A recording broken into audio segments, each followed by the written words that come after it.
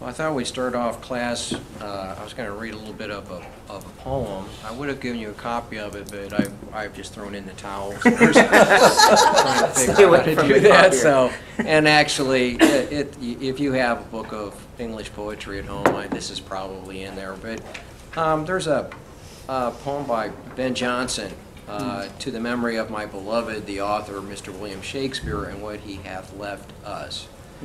And Ben Jonson was both a friend and I think you could say sort of a rival of Shakespeare. They were both writing plays, but it was a friendly rivalry, and it's clear that for him to write this poem that there was more that there was fondness and respect, and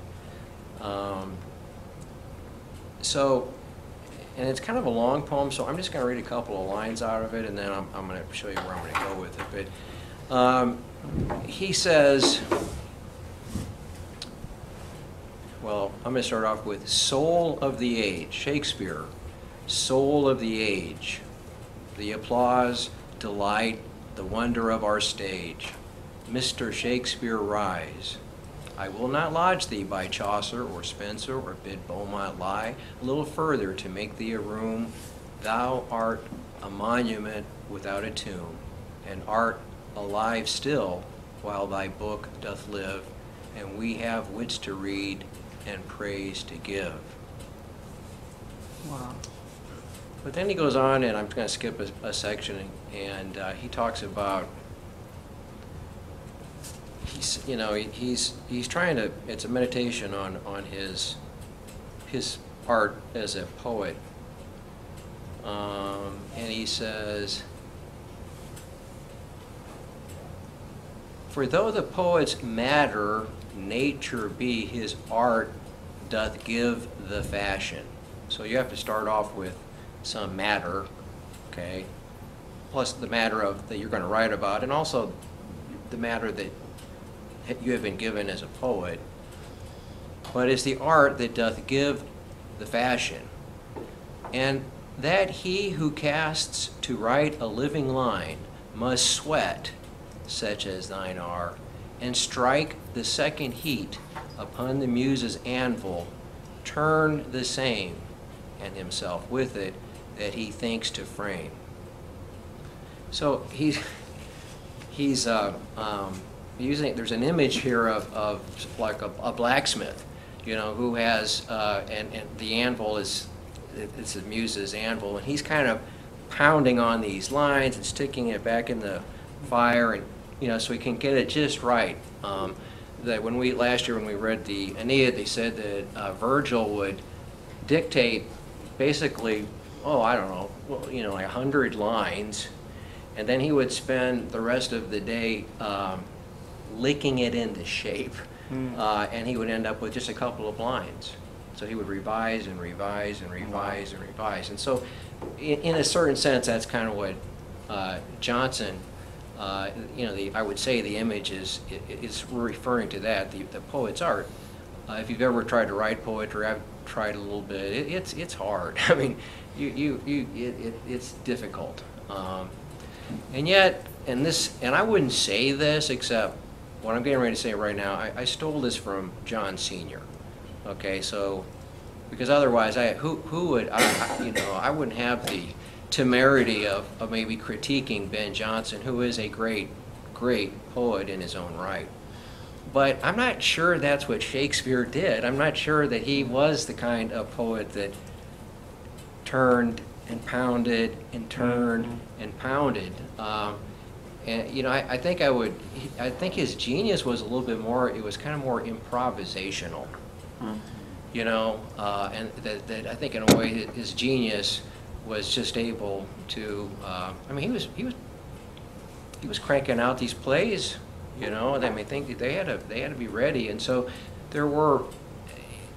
If you read it, I think you have to sort of be open to this idea that it's a different kind of art.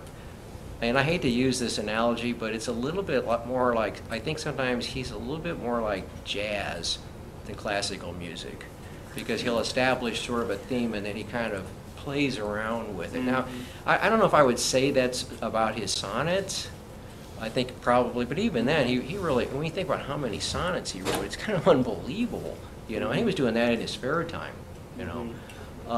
And so there was a certain, there's a certain amount of improv in this, and you can see it in the play. I mean, that Hamlet is improvising all the time. The genius, part of the genius of Hamlet, the character, is his ability to just kind of improv, you know, in his play and playing these different parts.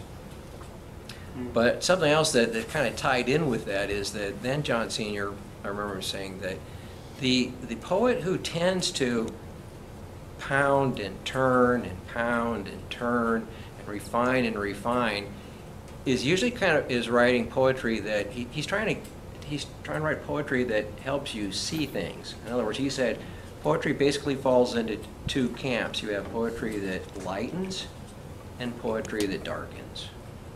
And the poet who's writing poetry that lightens, he's trying to get you to, you know, he's hoping there'll be sort of a shock of recognition. You know, like, oh, that's true. That's really true. You sort of see things. But the poet who wants to darken is actually attempting to say something different, and that is, we don't know as much as we think we know. You know, that there is, in our lives, we know that there are moments, well, sometimes they last a lot longer than a moment, periods where things are dark, and we kind of grope around, and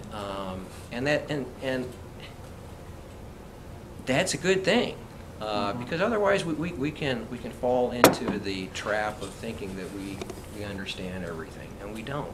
Yeah. And we saw that. You know, it's kind of funny that we're ending with plays. We have demons, fairies, and now we're going to have ghosts. Yeah. You know, and so there are these things in life where they don't fit neatly into a category of anything, and yet we're not even sure what they are. But I would say that this play, not all of Shakespeare's plays are like that, but his great ones tend to kind of darken things rather than lighten things. Yeah. And so with my apologies to Ben Jonson, you know, maybe it's a little bit of a different metaphor that you would use. Something else that I think it was my idea to read this, wasn't it, if I remember correctly? I think so. Okay. You were insistent. Yeah, I was kind of insistent, and I don't know why. You know, I should, you know, I should know by now that when I'm insisting on something, that should be a yellow flag.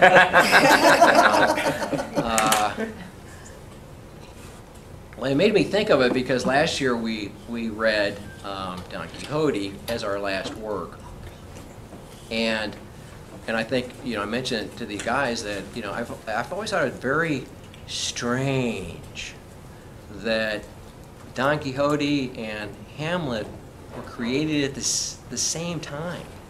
And while Cervantes was working on his great work, Shakespeare was, you know, these were both born at the same moment. So you have, you know, the Knight of the Sad Countenance, the melancholy mad Prince of Denmark. And both of these characters have absolutely caught, I mean, they just live in our imagination, you know, they once they get in there, they're always kind of in there, you know. And I've read this play, I taught this for 19 years, so, you know, after a while you kind of, you think you sort of know it. And even as I was going back through it, I was noticing new things or thinking, gosh, why? I don't really remember paying much attention to that before. I mean, in other words, you know, but also, like, there are so many familiar lines. Yeah. You mentioned that, you know, where you think, oh, yeah.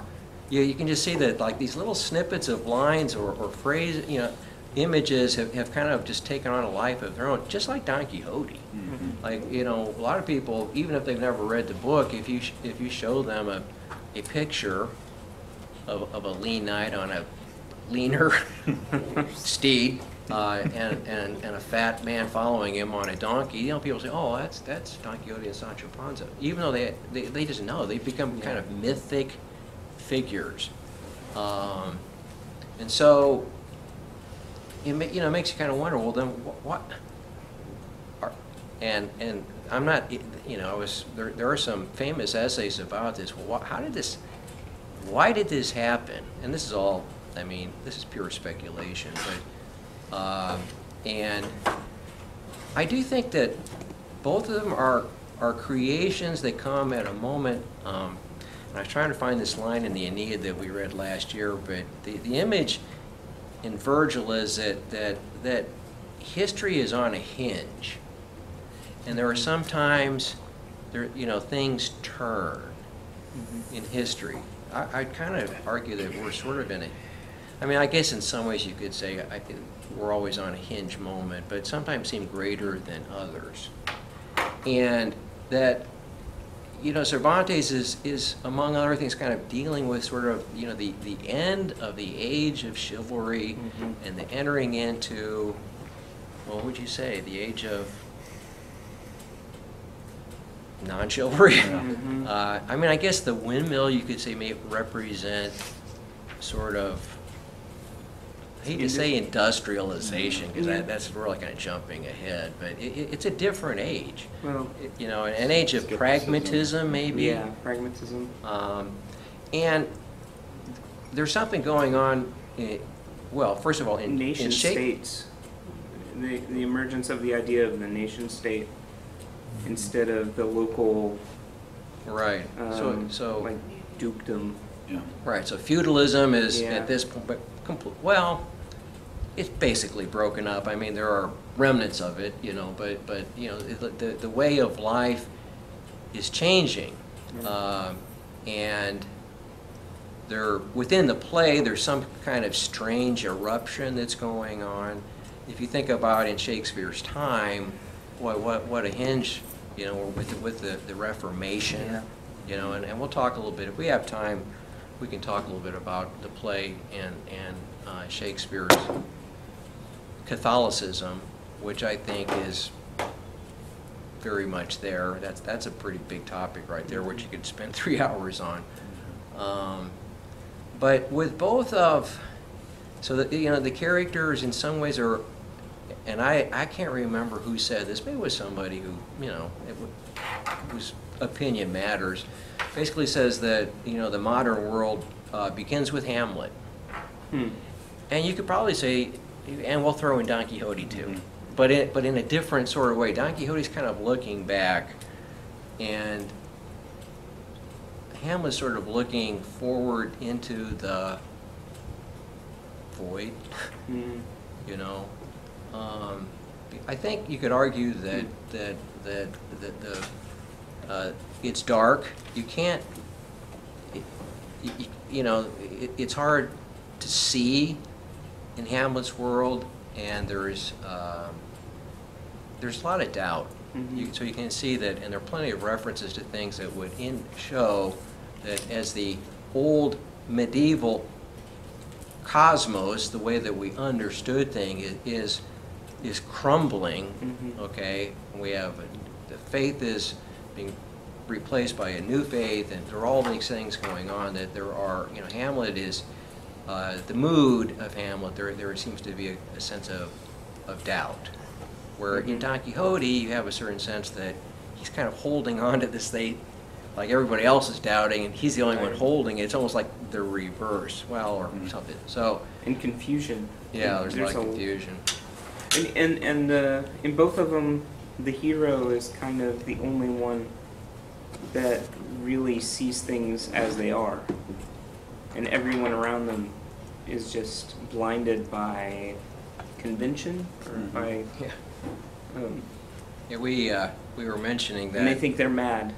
Right. That we mentioned it when we were talking about the life of Saint Anthony, that little thing from the Desert Fathers. How's that go? That there will be a time when madmen take over, and then they say, "You are mad. You're not like us," or something like that. Right. And in a way, that's Denmark. The madmen have kind of taken over, and yet who's the madman? Well, it's Hamlet.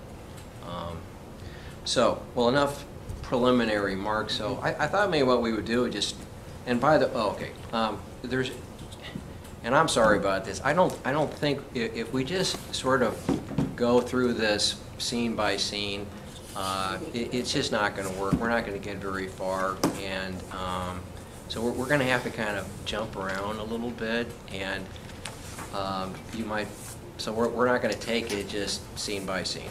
And I'm gonna try to maybe develop things more in a thematic way, so it will require some flipping around in your text. And then just to make things more complicated, and I have this cheapo Dover thrift edition, which I've written in for years. I don't have any line notes, so I'm going to have to just tell you the act and the scene, and then I'll give you, if you want to try and find it, you know, I'll give you a moment. I'll try to tell you, you know, it's at the beginning of the scene or the middle or the end or whatever. But we're going to start off, we'll start off at the beginning. Okay, that should be fairly easy. So Act 1, Scene 1. Bernardo says, "Who's there?" And Francisco responds, "Nay, answer me. Stand and unfold yourself." Stop. Okay. You know, this is peculiar because Bernardo is coming to replace the sentry. The sentry, Francisco, is the one who should say, "Who's there?" But it's reversed. And so right off the bat, you have a certain sense that we're kind of ending into a world where things are kind of inverted a little bit. Now, as far as the narrative goes, it helps create a certain sense of suspense, but also like something's strange here. You know, why is Bernardo supposedly knows where he's going, okay, and it's dark out there, but why is he saying, "Who's there?" Well, we find out shortly because there's a reason why he's going out there, right? So he, you know, so there's this, you know, what's out there. But it, you know, plays, and I was going to go back and look at the beginning of Shakespeare's plays. This is an unusual beginning to start off with a question. And I think that's significant because the play is full of questions. And you could take, and as a matter of fact, you could take that opening line, "Who's there?" and it kind of echoes all the way through, almost, well, yeah, probably all the way to the end of the play. In other words, there is this question, you know, who's there? You know, we think about the ghost, and we're going to talk about that in a second. Well, who is this ghost? Who's there? Okay, is he a good ghost or is he a goblin damned? People through the whole play are trying to understand Hamlet. Who's there? Everybody's got a different theory on that. You know, is he suffering from lover's melancholy? Is he suffering from thwarted ambition for he thought he should be the king? Is it the over hasty marriage between Claudius and his mother? Everybody's got a theory, and everybody's trying to understand, well, who's there? So we have a certain sense that we don't, you know, what we see and what's really there, that there's kind of a disconnect there. And I would even go so far as to say, well, and that's true about Claudius. It's kind of funny that we have Claudius and Gertrude, and then we have later on in the play we have the play king and the play queen. So we have this sort of sense that the, you know, who's there? Are you really, you know, what is the deal with Claudius, you know, and Gertrude, and so we're left with all of these questions, and the answers to those questions that are proposed, or that this play provokes, has created a huge amount of speculation and scholarly research. And I read, and I think this is probably true, there's more written on Hamlet than any other work of fiction in the Western canon. And I've played around with it a little bit, and there is an immense amount of stuff out there. I try to keep my, the people that I read to the sort of the ones with a fair amount of weight, and I try to steer away a little bit from the crazy theories that are out there. And there are some crazy theories about this play, and so I tend not to go there, just because. Students could get a plagiarized paper like that online. Oh yeah. That's probably readily available. So, and I'm sure you will have questions too, and so if you can just sort of bear with us for a little while, then we'll, because what we're afraid of, if I may speak, that it would be pretty easy to get lost in here, because Hamlet is kind of like a world of its own, and you can just, so we're going to try to stay focused. But let's go back. So we know that there's a certain amount of unease, there's tension there, and it turns out because the reason why, Horatio is going to show up here in a second, they're out there because there has been a report of a ghost. And so the Horatio is a classmate of Hamlet's. He's been studying in Wittenberg, which we could talk about that quite a bit, but we'll put that to the side for right now.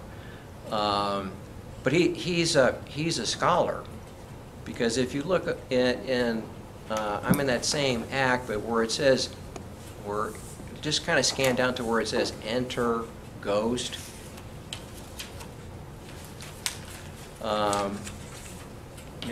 It says, peace, break thee off, look where it comes again, in the same figure like the king that's dead.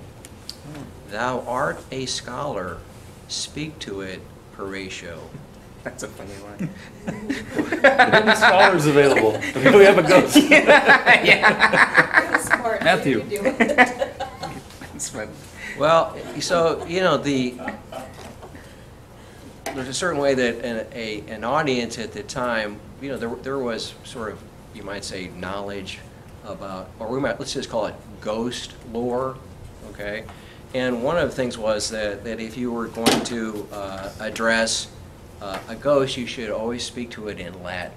Did you know that? Oh. Now, I noticed that Horatio doesn't do that. Of course, the audience may not know what he was saying, but there is this idea that the ghost, it needs to be. Well, there's a question: should you even really speak to a ghost? I know in Macbeth, Banquo, of course he's talking about the witches, but he says, "Listen, but do not speak. Listen, but don't talk." So in other words, there is some kind of danger in engaging this ghost in a conversation,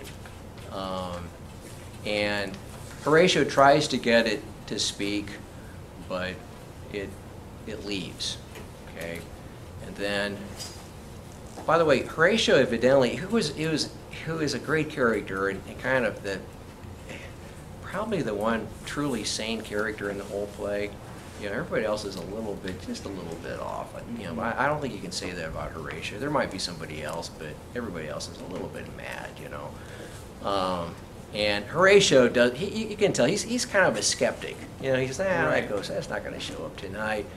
And then once he sees the ghost, Bernardo says, "How now, Horatio? You tremble and look pale. Is not this something more than fantasy? What think you on it?" And then, so, he's shaken by it. I was wondering, so when is it what's his name? Is it Marcellus? Marcellus? Marcellus, yeah. So when he says, "Thou art a scholar," there's almost a sense like, so here we are in the beginning of the Enlightenment. I mean, it really hasn't started, but that Renaissance era where there's a lot more confidence in the power of human reason. You think that there's maybe a little bit of, you're a scholar, can you explain this away? Like, you know, like, debunk this for us. Oh. Yeah, that's Well. a good point. Yeah, I think there could be something there too, as well as. I think everything you said is right, you know, dress it in Latin and all that, but anyway, sorry. I wonder if, this might be reading too much into it, but I wonder if Shakespeare's playing off of that a little bit, and wonder what you would say about this, Howard, because this didn't come up last week in our meeting. But Marcellus and Bernardo, as well as, in a sense, the gravediggers, they kind of exhibit a common sense. Right, there's a common That sense they're, there. so like they're like, you're a scholar, but then he goes on to show that he's pretty capable, that he's kind of got a prudent way of approaching this, and so there seems to be a sensibility there too. So I almost wonder if there's a little tongue-in-cheek there. Well, let's, we're in the same scene, but just go to where, you know, so the ghost exits, and then the ghost enters the stage again. So if you just kind of, once again, I'm just, you just have to leave so much on the floor, the editing floor here, you know. But, so enter the ghost, but soft, behold, lo, where he comes again. I'll cross it, though it blast me. Stay, illusion, if thou hast any sound or use of voice, speak to me. Now this is Horatio speaking. Okay, and then he has three ifs, okay, subordinates. If there be any good thing to be done, that may to thee do ease and grace to me, speak to me. If thou art privy to thy country's fate, which happily foreknowing may avoid, O speak. Or if thou hast abhorred in thy life extorted treasure in the womb of earth, for which they say you spirits oft walk in death, speak of it, stay and speak. And then the cock crows, and it exits. So, And he tells Marcellus to stop him. Yeah. That's funny too. yeah, it's like, Stab him! Grab I know. Yeah. so, you know, Horatio is showing that you know, that this is ghost lore. Okay, this would have been pretty common knowledge that there are reasons why ghosts appear, and that it might be because there is some good thing to be done. Okay, that can be both good for the ghost or for someone else. So like to avenge his death, or to, you know, to make justice happen. Right. Yeah, if you know something about your country's fate, and so you could disclose that for the protection of your country, your family, your friends. And the last one is like, well, there's this idea that if if they have some treasure on earth which they can't depart, that also might explain it. Which I might say, by the way, you know, a really good, I don't know if you, when was the last time you watched this movie, but The Sixth Sense is really based on traditional ghost lore. If you go back and you read that and you think about this scene from Hamlet, the different scenes in there when the ghosts that they see, it follows this almost directly. So there is this traditional ghost lore. Now, you know, do people, what do we think about ghosts? You know, do you, I think for the, I think the audience, the reader in our case, should at least, once again, open themselves up to the reality of this thing. At least as it's possible that there's something out there that we don't know about, who's there. Because otherwise you could, you could take the ghost and you could read him largely as a symbol. you know, that he represents the past, he represents the end of an age, you know, and all that may be true, but, well, at least for me, I always feel like, you know, you don't want to just like automatically take some character in a work of fiction and turn them into an abstraction. Unless that's what writers do, but, And so. then later on, Gertrude can't see the ghost, so that for the reader kind of adds another question. Right, although that also is, that was part of ghost lore. The ghost could appear to one person, not to another. So, do I have time for my ghost story? Yeah. Okay. So I'm, as I said before, I'm open to the idea of these things which are strange and a little bit alarming. Going back to my time in Ireland, I told you about being on that island off the coast, and there were fairy forts there, and I didn't see any fairies or hear any fairies, although we have a friend who is convinced that he did hear fairy folk on the island. But I did have an encounter that was very strange, and I'll try to give the short version here. This island, this is back in the mid-70s, there was no electricity on this island. There were two inns. They had generators, but everybody else on the island didn't have electricity, nor did they have plumbing. I mean, it was very much a third world environment in the west of Ireland in the 70s, and right before the change. So that also was right on poised to change soon. And so consequently, if you were going to be, you were supposed to always have a flashlight with you when you went out. And so we students were staying in these two inns, and the inns were about, I don't know, half a mile, 3/4 of a mile, under a mile, separate. And you had to get from one end to the other, you had to take this lane that went right along the winding coast of the Atlantic. And so I was down at this pub and having a few, and they closed up, and I suddenly realized that the people I came down there with, they'd already left. So I had to get back to my inn, and I didn't have a flashlight.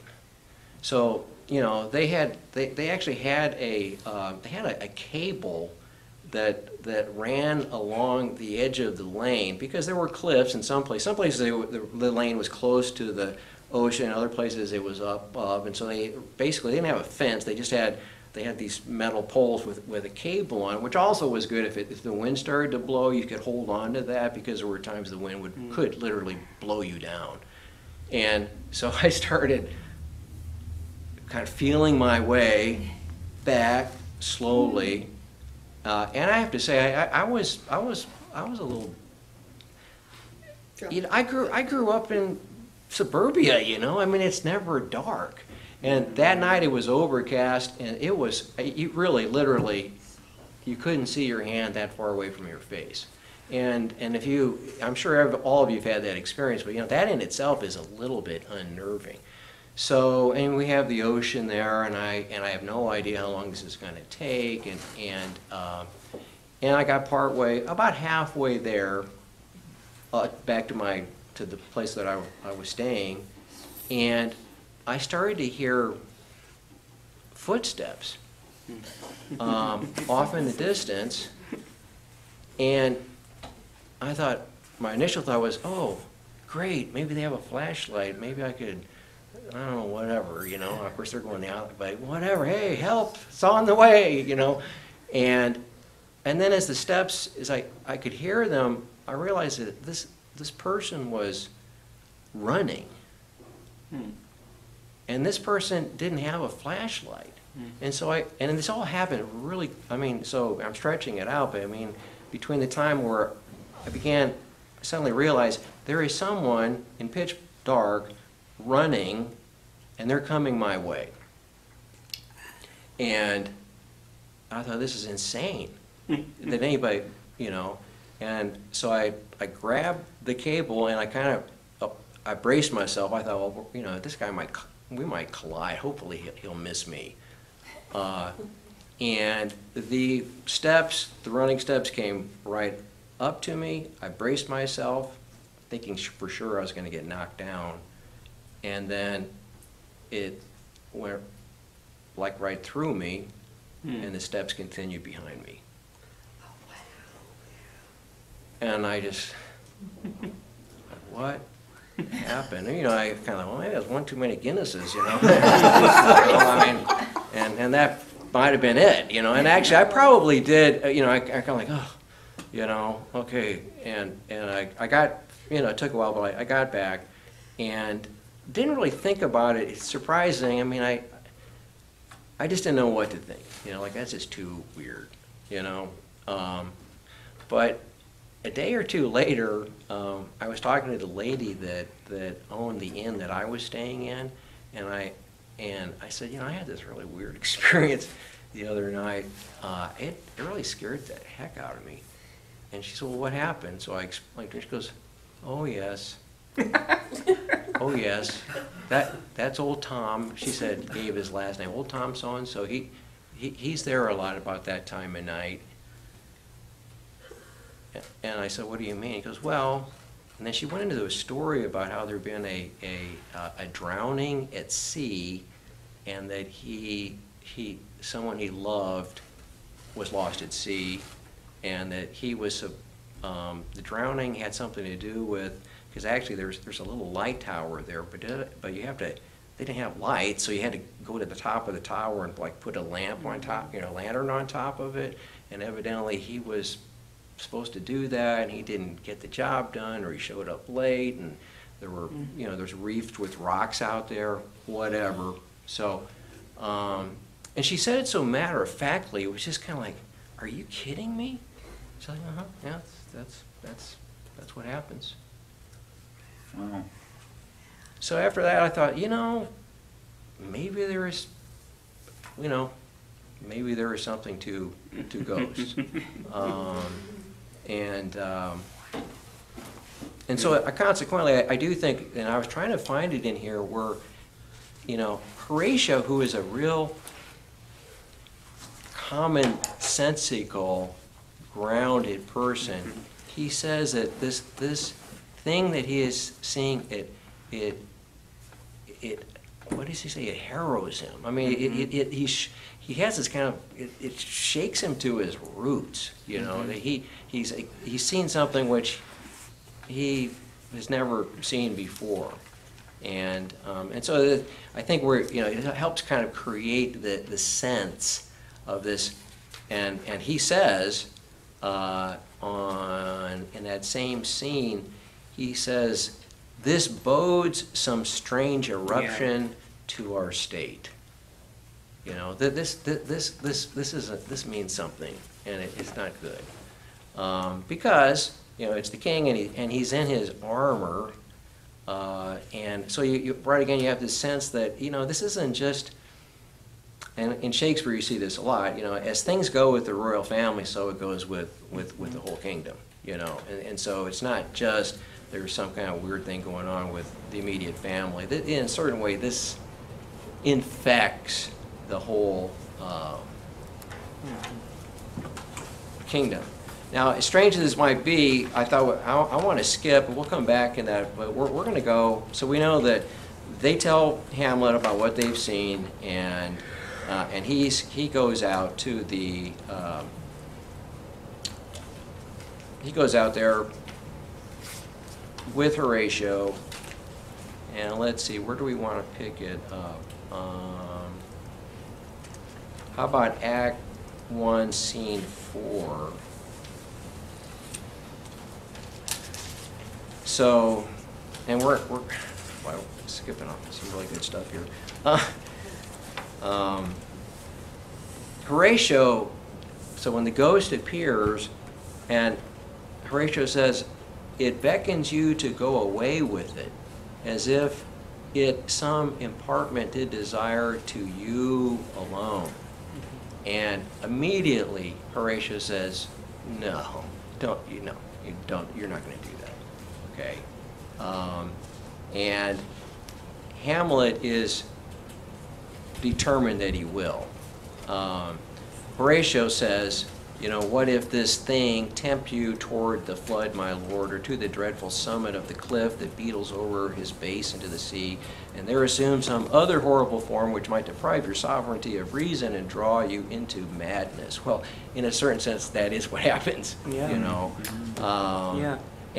But Hamlet says, you know, my fate cries out. He has a certain sense that this is, you know, the supreme moment of his life, and that he must go talk to the ghost, Yeah. and does. So then we get into scene 5, and the first line. This is a great. You know, a lot of times in Shakespeare, you have a line that is very pedestrian, and then if you think about it more, it's actually very pregnant with meaning.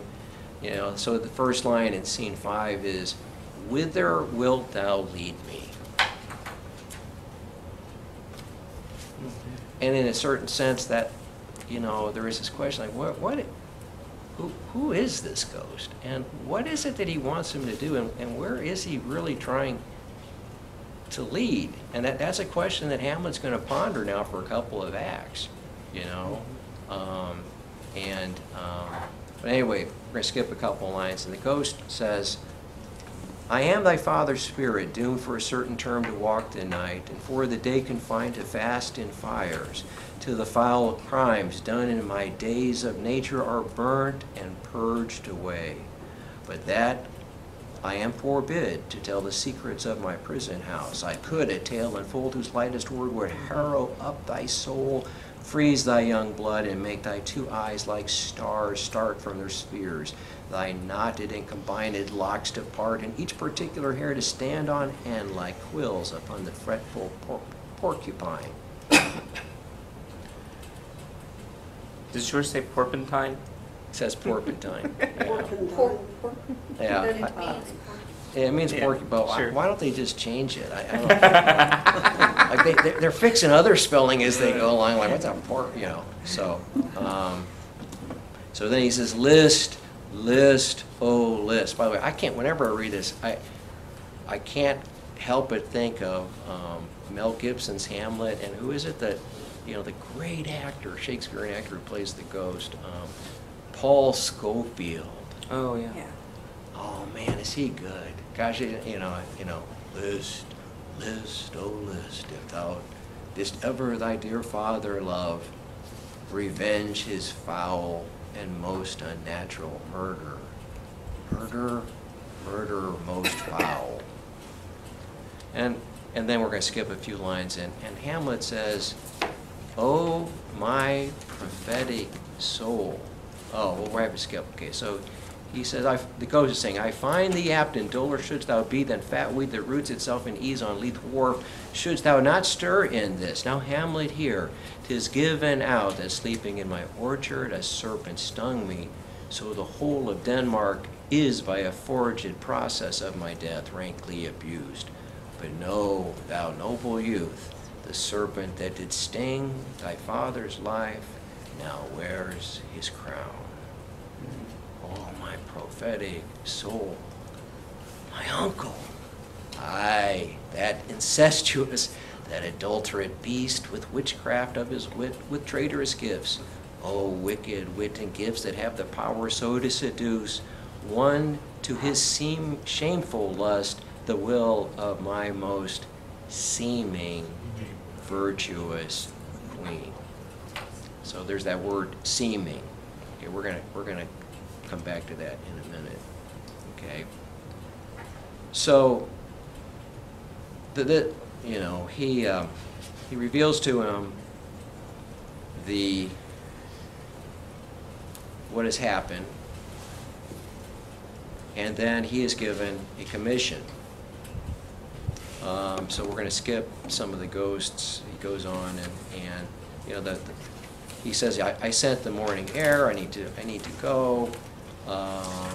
He explains how it was done, about this leprous distilment that was poured into his ear, the poison that goes into the ear, which is another kind of recurring image.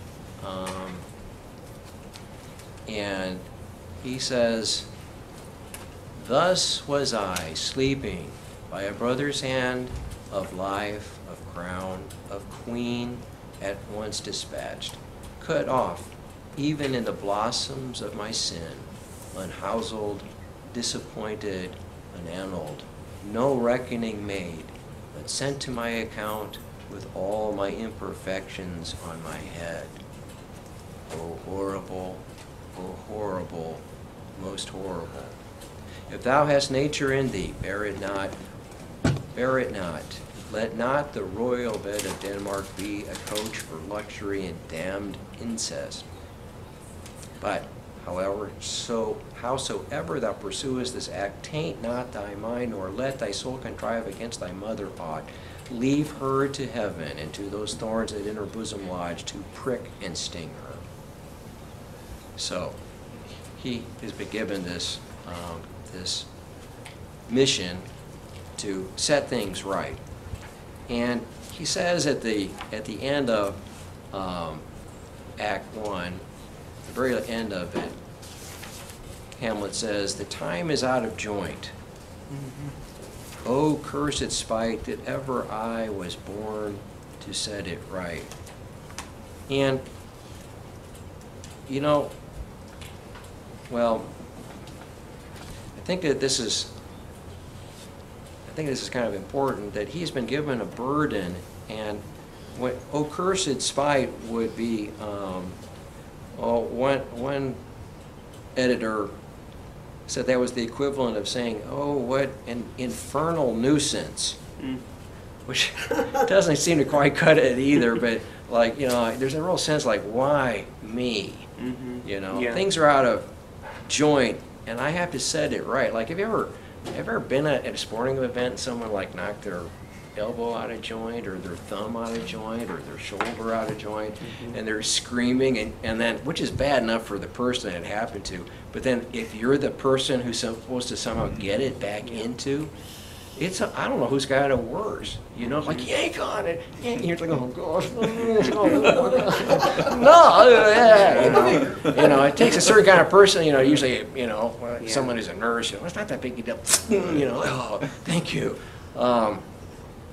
So yeah, this is Hamlet has been given a burden, and you know, this is not something easy for him, and that's another question. Well, why? Why is it not easy for him? Well, just a note on that passage you just read that I think is important. Even just the genre or the subject of revenge, is that Hamlet's got work to do, but the target of his action is only the people who can inflict further harm on Denmark. So that making that distinction, the Ghost makes the distinction. Gertrude is just as guilty, well, maybe it's a lesser degree, I suppose, but Gertrude is certainly guilty, but leave her alone, leave her to heaven, leave her to be judged. But Claudius, that's a different story, because his wrongdoing is an ongoing thing that's to the detriment of all of Denmark and the family and lots of people. So, you know, I think sometimes we lump, and again, I guess maybe I'm thinking of even contemporary things, but sometimes this like move of almost like Christian pacifism or whatever you want to call it is that like we don't ever want to use powers of justice in a way that could be construed as being retribution or revenge, and sometimes we're so careful about that we don't like make that distinction of there's a revenge that's purely for the sake of satisfying my like emotional desire to get back at someone, but then there's a type of revenge, Hamlet's type of revenge, as he's been instructed by the Ghost, is a purposeful. It's something's wrong and it's not going to get right until it's exposed and until somebody suffers for it. So even that, so that the Ghost isn't just this blind, and again, as Hamlet probably considers that as he's going through this process of trying to discern the nature of this ghost, that the ghost has a rationality about him too. That the ghost isn't just I mean, he's got some foul things to say about Gertrude, but he sets her aside as that like, well, foul things to say about a lot of people, right? Yeah. But he excludes her. So he's no, don't worry about punishing her. Heaven will judge her. But Claudius has got to be avenged. I don't think know. that's significant. You don't agree? Well, I agree that yeah, I just got done teaching a course where I had a bunch of graduate students say, "Man, I read the Old Testament and God seems mean," and I'm like, "It's because you're, postmoderns and you don't think that justice is right, Right. like we don't." So I get that, but I also I don't think I don't think that Hamlet is a dispassionate agent of justice. And I'm thinking about the scene where he has the chance to kill Claudius at prayer. And he says, "Oh, if I do it now, I'm going to send him to heaven. I want to wait until I can make sure he goes to hell." And we talked about that. There is an idea that maybe he's not as committed to sending Claudius to hell as he sounds there, but still, there's something there. I feel like he is he's not just kind of a cool, stoic, Yeah. trying to. He wants to get the job done in such a way that Claudius is going to suffer as much as possible. Yeah. And I don't know. But I mean, no, I'm focusing on the ghost's instructions. Now Hamlet's got Okay. to flesh that out, but I'm saying that, so like, as Hamlet's I see looking what for you're saying. clues as to what, like, is this ghost legitimate or not? I mean, that's a pretty good, the ghost is laying that out there in pretty just terms of that, saying Yeah. that Gertrude is going to be judged later, Claudius's judgment has to be now. I guess that's my only point. Yeah, I mean, we can, and that's an interesting discussion Yeah. of where Hamlet's at with it. But I'm just simply noting that the ghost makes the distinction. It's not, I've been wronged, everybody's got to be punished for it. He's got a purposeful plan for what needs to happen. But Howard brought up this, Hamlet says, "Where are you leading me?" And I don't know. I've been thinking about this time reading it. The relationship between Hamlet and his father troubles me a little bit. There seems to be, his father's asking, his father doesn't seem to be so concerned about Hamlet's eternal soul, let's say. He seems to, I don't know. But in a way, Hamlet's already in despair. That's before, true. or nearing, I mean, Yeah. you could argue whether he's in despair or not. And so this is almost giving purpose, which this came up, I don't know if anybody heard Jennifer Gray's Breaking the talk, melancholy. or Stephanie Gray's talk at the conference this weekend. She was talking about suicide, and she was talking about, she made a simple kind of diagram of that despair, as she put it on the slide, despair equals suffering minus meaning. So her point was that people need to find, if they can find enough meaning, then lots of suffering is possible. You can endure it. Hamlet doesn't have any meaning That's at this true. point to his suffering.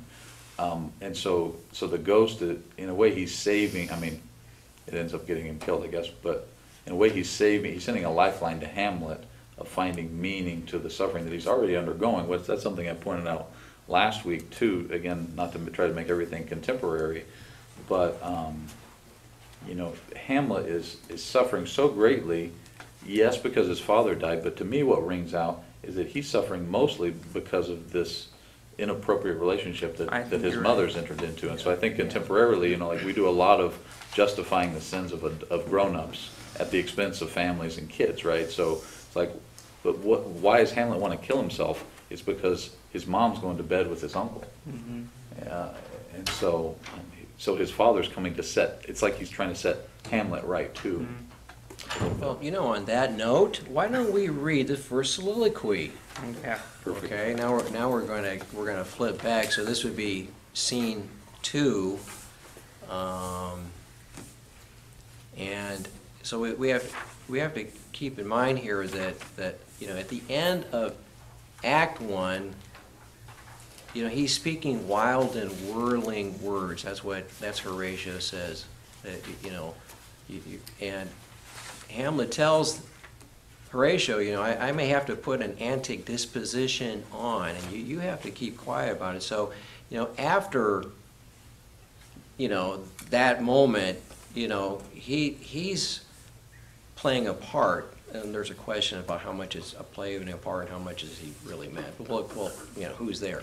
But before this, if you want to kind of get the state of his soul, which is what you're talking about, because this is before seeing the ghost. Okay, we have his first soliloquy, which, as you know, there's a soliloquy in the first 4 acts, and which are different aspects, and in some ways they're well, this is really something kind of unique to this play. And so I thought we'd look at this, and we kind of like, just because it pretty much underlines exactly what you're saying. So this is the one that starts off with, oh, that this two, and then what do you guys have next? Solid Solid flesh. flesh. You've got what? Mine said solid flesh. Solid. And what does yours say? Solid without the. Yeah, so just to make things more interesting, so there are different, what they call folios for Hamlet, and they don't always line up. And in one of them, it says, oh, this two sallied That's what I have, salad. flesh. I think that's in maybe the I say. first or second folio. And then some say, one says solid, Yeah, mine says solid. and then I think some editor just sort of thought, well, it's got to be solid.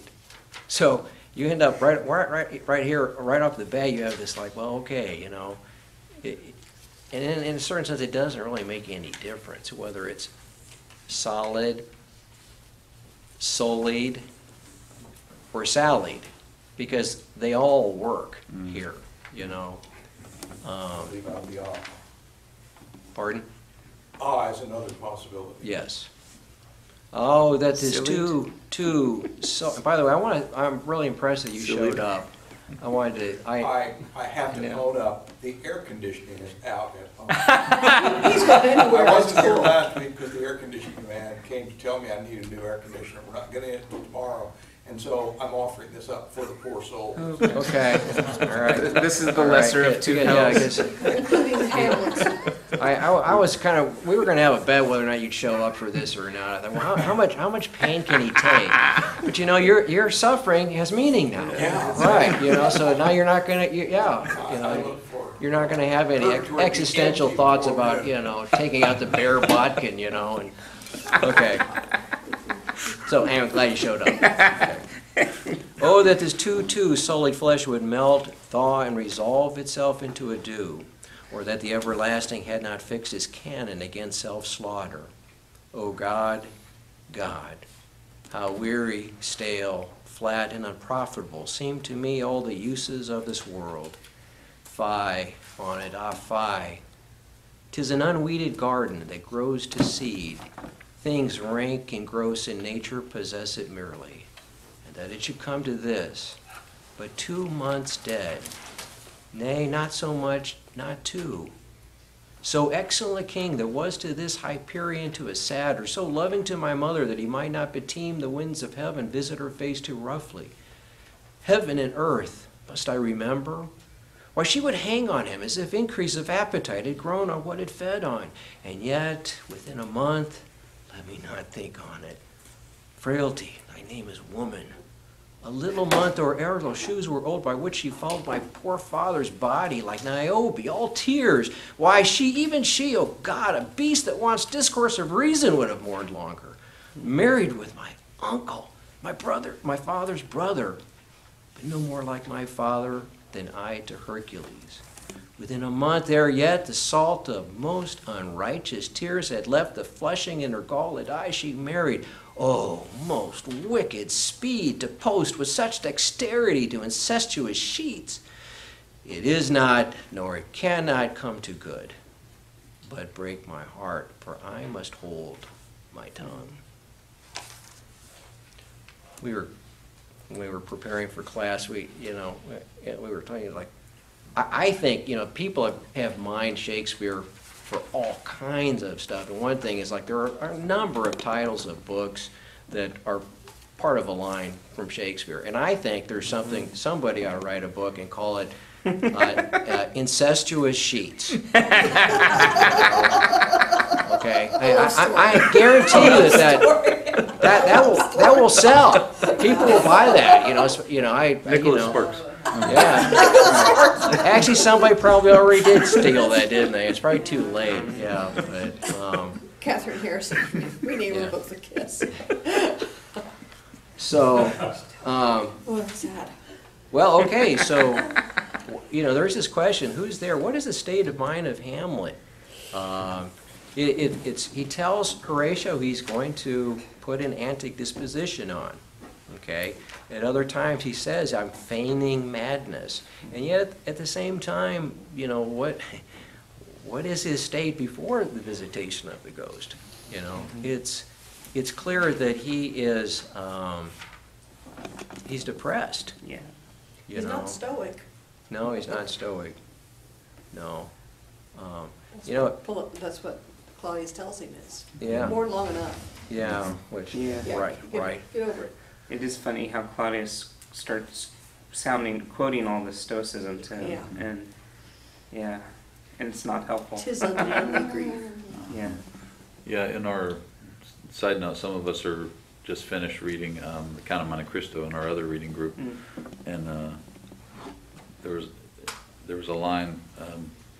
If you're familiar with that story, I won't get into all the details, but at one point the Count is being told that somebody's died, and his response is, which I just set this down, and I picked up Count of Monte Cristo to try to catch up for that group, and on the first page it came up this quote from where Monte Cristo quotes Hamlet, and he says, well, it's like Claudius said to Hamlet, and then he quotes some of these lines about, this always happens, the son always outlives the father, the son always has to bury the father, it just goes on and on. The irony is in that book, he's doing the same thing. He's saying in this because there's guilt involved. So he's saying this because the people that he's speaking to are part of this disease that he sees in the household of Villefort in that case, but similar to Denmark. So It's also a revenge story. yeah, it's a lot of similarities with that story too,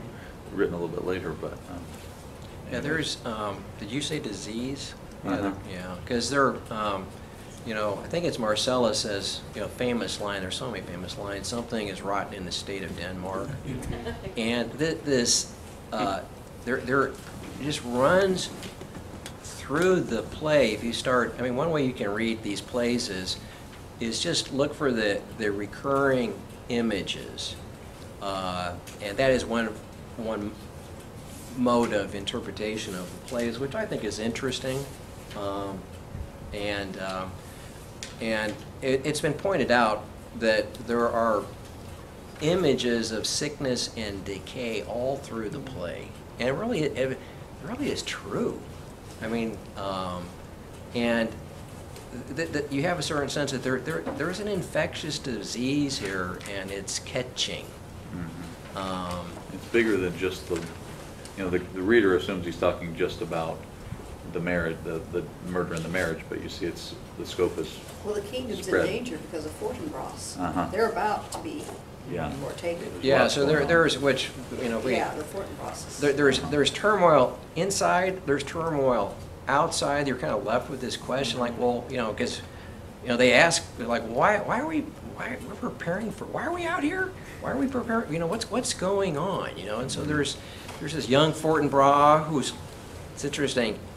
Young Fortinbras has lost his father. Young Hamlet has lost his father, Laertes, soon. Thank goodness. No, I shouldn't say that. I'm not a big fan of Polonius. I'll point out why. Some people think he's a kind old man. I think he's not so kind. But speaking of being kind, let's back up a little bit more.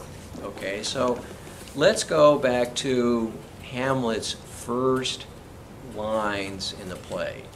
So, when you're reading, at least with Shakespeare very often, pay close attention to the opening scene and then the first lines of your main characters, because they usually are significant.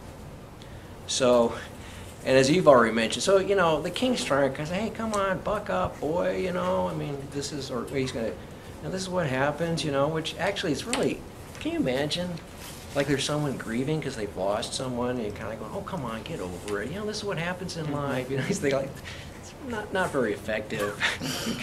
Consoled, but, you know. Yeah. But before he even says that, so you know, the king has been going through his business, and we're going to talk about that also in a moment. But and he finally, after he's taken care of business, he turns and he says, so this is right, well, just find Hamlet's first lines, and Claudius says, and now my cousin Hamlet and my son, you know, and he says in aside, a little more than kin and less than kind. Now there's a lot of different interpretations of exactly what is he saying there. Okay, well, and I think part of it certainly is Hamlet, my cousin, which really he's his nephew. Okay, my nephew and my son. That's You the know, worst. you know, and you want to say, geez, you know, are we in Arkansas or what's going on here? You know, I mean, this is what you know, what's going on here? You know, so what we, and I think he's saying, High schools, they read this one. yeah, Okay. you know, What's the big deal? so yeah, he's like we're a little bit more than kin, you know, or I think we've complicated things, you know, and less than kind. Okay, and we could speculate exactly, well, how are we supposed to understand kind? But let's just kind of roll on.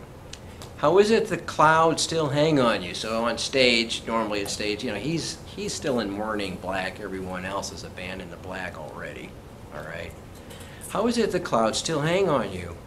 Not so, my lord. I am too much in the sun. Queen says, good Hamlet, cast thy nighted color off, and let thy eye look like a friend on Denmark. Do not forever with thy veiled lid seek for thy noble father in the dust. Thou knowest 'tis common, all that lives must die, passing through nature to eternity. Aye, madam, it is common, which, by the way, is kind of a nasty thing to say to her, so, you know, something that is common is open to all, like a prostitute. If it be, why seems it so particular with thee? And this is the, I think, kind of a key thing. Seems, madam? Nay, it is. I know not seems. 'Tis not alone my inky cloak, good mother, nor customary suits of solemn black, nor windy suspiration of forced breath, no, nor the fruitful river in the eye, nor the dejected behavior of the visage, together with all forms, moods, shapes of grief that can denote me truly. These indeed seem, for they are actions that a man might play, but I have that within me which passeth show, these but the trappings and the suits of woe. Now we already, you know, so the ghost says to him, my most seeming virtuous queen. So we see this is going to be repeated again. Things aren't what they seem. And this is really kind of getting at what's rotten in the state of Denmark. Nothing really is what it seems. We have all kinds of, you know, another recurring image in the poem is has to do with cosmetics. Okay, in other words, you know, women putting on a face and to try to hide something, you know, and in a certain sense, that's what Claudius is doing. He's putting on a face. He's a player king. Gertrude, to a certain extent, you know, it's hard to be honest with you, I can't figure out Gertrude really. Yeah. You know, if she's got a hormone problem or what. I mean, I was thinking. Mom, at your age, come on. You know, really? Jeez. The queen in the play actually says a lot more. I mean, than Gertrude really ever. She always has these these short little lines that are really kind of shallow in a way. She's and the queen in the play The is woman given doth this protest long. too much. Yeah. Gertrude's comment about the queen in the play. Yeah. The woman It- doth it's protest too much. that. Yeah, exactly. The fake queen, in a way, is given a lot more weighty lines than Gertrude is. I thought. Yeah, I think there's something to Gertrude's response there. Oh yeah. Well, that, you were talking about the makeup, Howard, and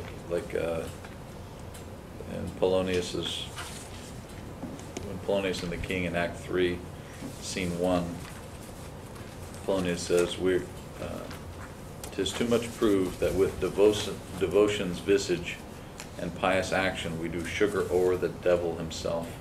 And the king aside says, "Oh, 'tis too true. How smart a lash that speech doth give my conscience. The harlot's cheek beautied with plastering art Yeah. is not more ugly to the thing that helps it than is my deed to my most painted word, O heavy Yeah. burden." So, I'm trying to find, okay, I'm not gonna spend too much time. Towards the end of the play, we have the characters Rosencrantz and Guildenstern, who are also, they really aren't what they want to seem that they are. They're in the employ of the Bloat King.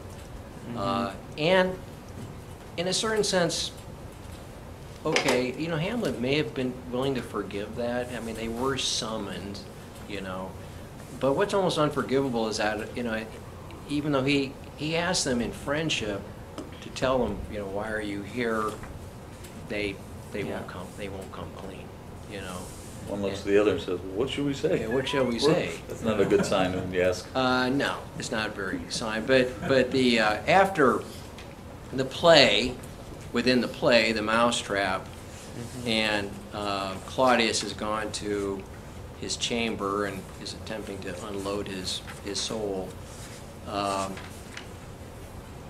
Rosencrantz, they're sent to go get him, and they've been given a job to try and figure out, well, what, Claudius keeps saying, well, can't you figure out what's wrong with him? And I can't find it in there, but anyway, that he's talking to them, and then finally there are some players, and they have a recorder, and he says, let me see that recorder, and he hands it to one of them. He says, go ahead and play this recorder. Yeah. And he says, well, I don't know how to do that. Well, go ahead. It's as easy as lying. You can do it. Oh, no, I don't know how to do it. And he says, whoa, so you don't know how to play a recorder, but you would like to play me. Right. And then he says, you would pluck out the heart of my mystery. You want to play me and pluck out from my heart my mystery, which I think is kind of a key line here, because this is kind of what's going on in Denmark at different places and in different levels, that people are trying to get at the heart of people's mystery. Now, one of the professors at KU, who people don't talk about very much, was Frank Nellick, who was an amazing person. But Nellick, he just had these certain things that he would say in class. And it didn't matter what the class was. As a matter of fact, with Frank Nellick, whatever you took, whether you were studying Milton or modern poetry or Shakespeare, it was basically Nellick 101, I mean, like sometimes he'd have a class and you'd think, hey, did we ever really talk about the text at all? I don't know, but he'd just kind of go off. And one of the things that he liked to say all the time, and it took me a long time to understand it, he'd say, don't try to figure people out. Don't try to figure people out. I remember thinking, like, okay, well, he'd say it in a rather, he was a military guy. He didn't really want to mess around with Frank Nellick, didn't suffer fools gladly. And I remember thinking, okay, whatever you say, Dr. Nellick, okay. And until, really, until I started thinking about this play that okay, well, why do you want to, I mean, if you try to figure people out, then you're saying that really they're an equation, or they're a crossword puzzle. They're something that can be mastered. And something that can be mastered can be used. And then when you begin thinking about people being useful, you're saying that human beings are a means and not an end in themselves. And I think this is really important for us to, we all have to remind ourselves, that each person is kind of a mystery. Yeah. A mystery to ourselves is what St. Augustine says in the Confessions, that there's a mystery. Sometimes we don't really fully even understand, the mystery of ourselves. But the people should not be used, and people are being used in this play throughout. And I think, Matthew, you were saying, I hadn't really thought about it, it's like, you could even throw out there as to consider that even Hamlet is being used by his father. Yeah. I wonder about that. So there is this question of justice and whether or not he's justified and all that, but there is also this other thing, is like, that he is, like you said, is the father concerned about the outcome and what's going to happen to Hamlet's soul? Hamlet is absolutely an agent of justice, but sometimes agents of justice aren't entirely just. I'm thinking about like Assyria, that God uses to chastise Israel. Yeah, that was in the Bible. That Yeah. he'll have, you'll get, he'll choose someone to chastise Israel, Yeah. and then whoever he used to chastise Israel, he chastises them. That's right. Yeah, because they're of their own injustice. Yeah. So there's a, I don't know. There's the impetuousness with Hamlet too when he goes to, he sees a figure behind the tapestry, Yeah. ends up killing Polonius by mistake, which sets off the whole. Those things happen. It's a mistake. Couldn't have It to just that. sets off That's more true. and more instances of Yeah. unnecessary hurt. Yeah. Well, that's a good Although point. Polonius kind of has it coming to him too. Yeah. But no, you're right. Which I Yeah, agree with. we'll talk about Yeah. Polonius when I think we got to take a break. Yeah. And but while you're on your break, here's something if you want to talk about it is we know that Hamlet is he's speaking wild and whirling words, and he seems to this is a choice by him, because he says I'm going to do this thing. Well, why? Why do that? Why would you do that? Okay, and also then along with that is, well, is it just an act, or is it more than an act? So you can kind of talk about that while you're drinking your coffee and stuff. All right? Too much of it. I ignored your question for contemplation, but did think about when students try to figure people out. And what we're talking about here is not people. These are actual characters invented by Shakespeare to serve a purpose within. So they were made to be used or invented to be used. And my question is, gosh, Is that metacognition? What are you, okay, go ahead. And the validity of your point, don't try to figure people out. I accept that. I don't know if it should be applied to the analysis of a fictional thing where these people were figuring them out But because the fictional thing is like, as it says in here, you're holding a mirror up to nature. In other words, when you see these fictive characters doing this, it's an opportunity to do I see myself in that? So I think that's the reason why you read literature. So the conclusion of to not try to figure people out is a conclusion drawn from figuring out the fictional characters. Well, I think So you figure out so we do dissect the character, but then through that we're seeing how it plays out Well, through that mirror of score and how Well, this you have, could you play have to out. make a decision, is this a good thing or Right. a bad thing? Right. You know, I'm gonna, whoever, when you talk about these plays, everybody's got their agendas, and I try to not, sort of just do a close reading of it, but there are a couple of things that are hot topics for me, and one of them is the character of Polonius. And I was kind of curious, how many of you think he's a sympathetic character? Nobody is? He's a sycophant. He's a sycophant. Well, he's, clearly a sycophant, but is he a likable sycophant? I mean, how many of you feel bad when he buys the farm? Nobody does? I know the Okay. way that it was presented to me the first time in class, Yeah. when I had it in class, he was presented in that way. Until Friday I did. Okay. You ruined that for him. Yeah. Down with Polonius. Well, I'm surprised because I've had He's conversations he's with as much people, a manipulator as Hamlet is. who have read this play and thought about it a lot. I knew this priest who was from England who was well read, and I remember we were having lunch together, and he started talking about, he thought Polonius was the oracle of wisdom in the play. And I just about choked on my hands. Are you kidding me? I said, I don't think there's any wisdom. I mean, he talks in a lot of platitudes, I don't think there's any wisdom. And then when you think about what he does, you'd say, well, no, he's not a good man. He's genial, I guess. He is a sycophant. He makes himself agreeable to people. Hamlet considers him to be a fool. A prating fool. Yeah. Tedious, old Yeah. fool. For some reason, I was suspicious of him being smart. Rightfully so. Maybe it was just Good instincts.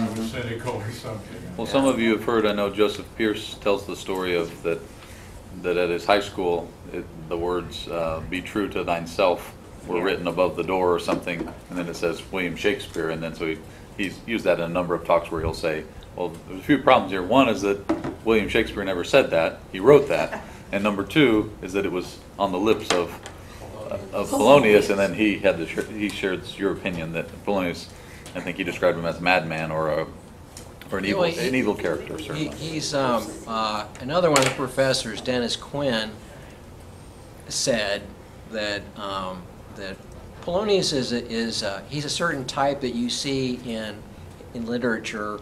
He's a busybody. Okay, he's never at rest, and he never gives anybody else any rest either. He's always kind of into other people's stuff, and that people that are like that usually end up suffering some kind of consequence for it, which is exactly what happens here.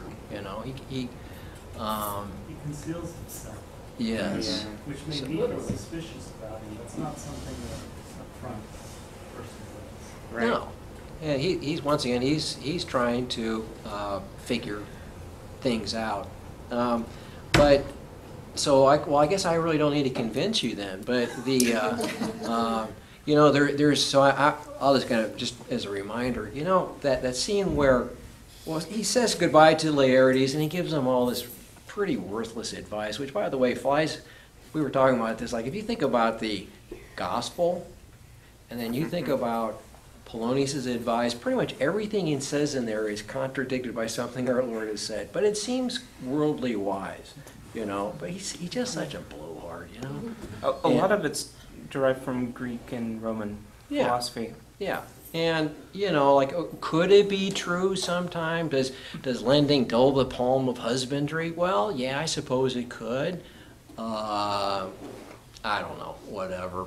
But anyway, so he gives them all this advice and everything, and then he turns right around, and we have that scene, which I think is dropped out in a lot of versions, where he's talking to Rinaldo, and he's sending, so Laertes has already left for France, now he's sending Rinaldo to go down there and spy on Laertes, and he's also telling him, like, well, okay, look, the way I want you to go down there and kind of figure out what he's doing, find out what he's doing, and here's how you ought to do it. Like, come around and just say, like, well, I'm from Denmark, do you know any other Danes? I know, you know, and they'll say, oh, well, there's a guy named here, you know, Laertes. Oh, well, yeah, I've heard of him, and yeah, he's kind of a little bit of a wild man, isn't he? I mean, like, oh, what do you mean? Well, you know, he likes to drab and drinks a lot and fences. In other words, you know, like, go ahead and throw these sullies, this dirt on him, and maybe they'll go, yeah, you know, now that you mention it, I did see him coming out of a cat house last night, and he'd had too many, and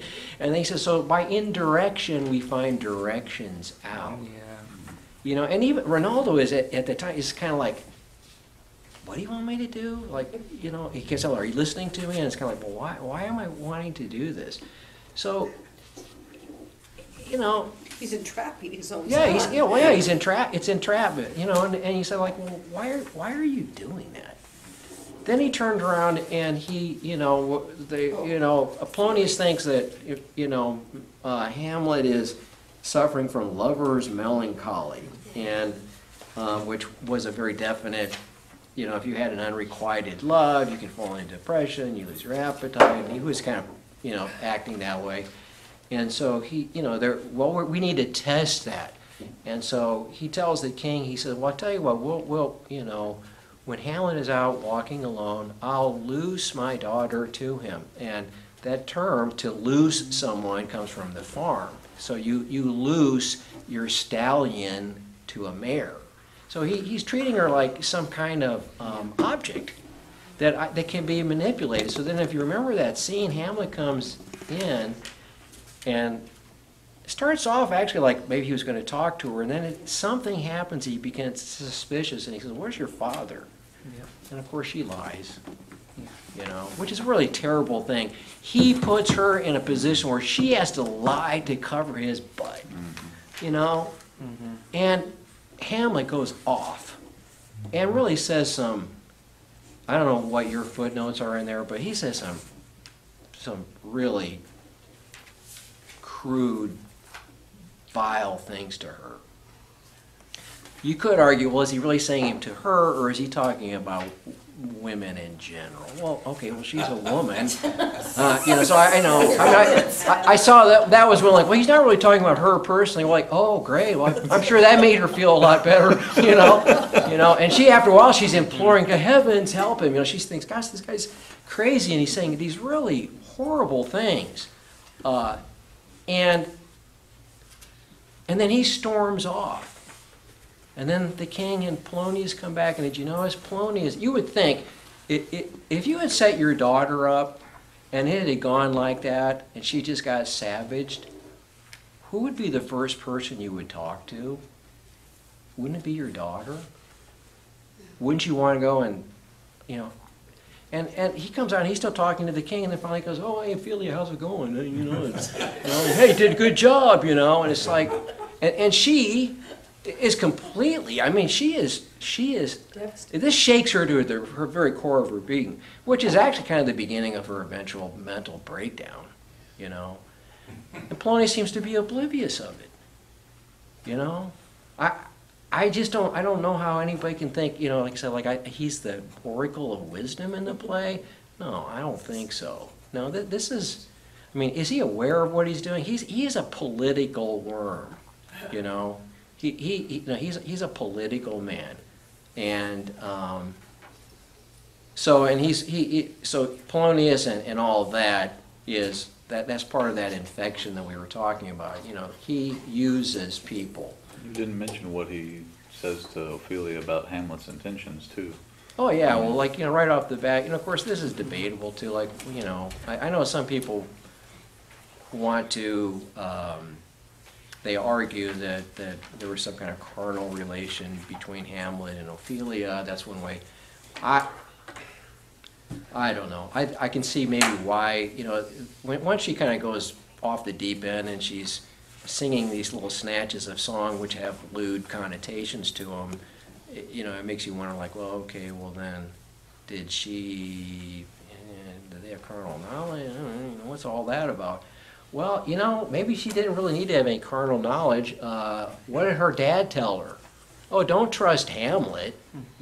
You know, men, they only have one thing in mind. You know what that is, right?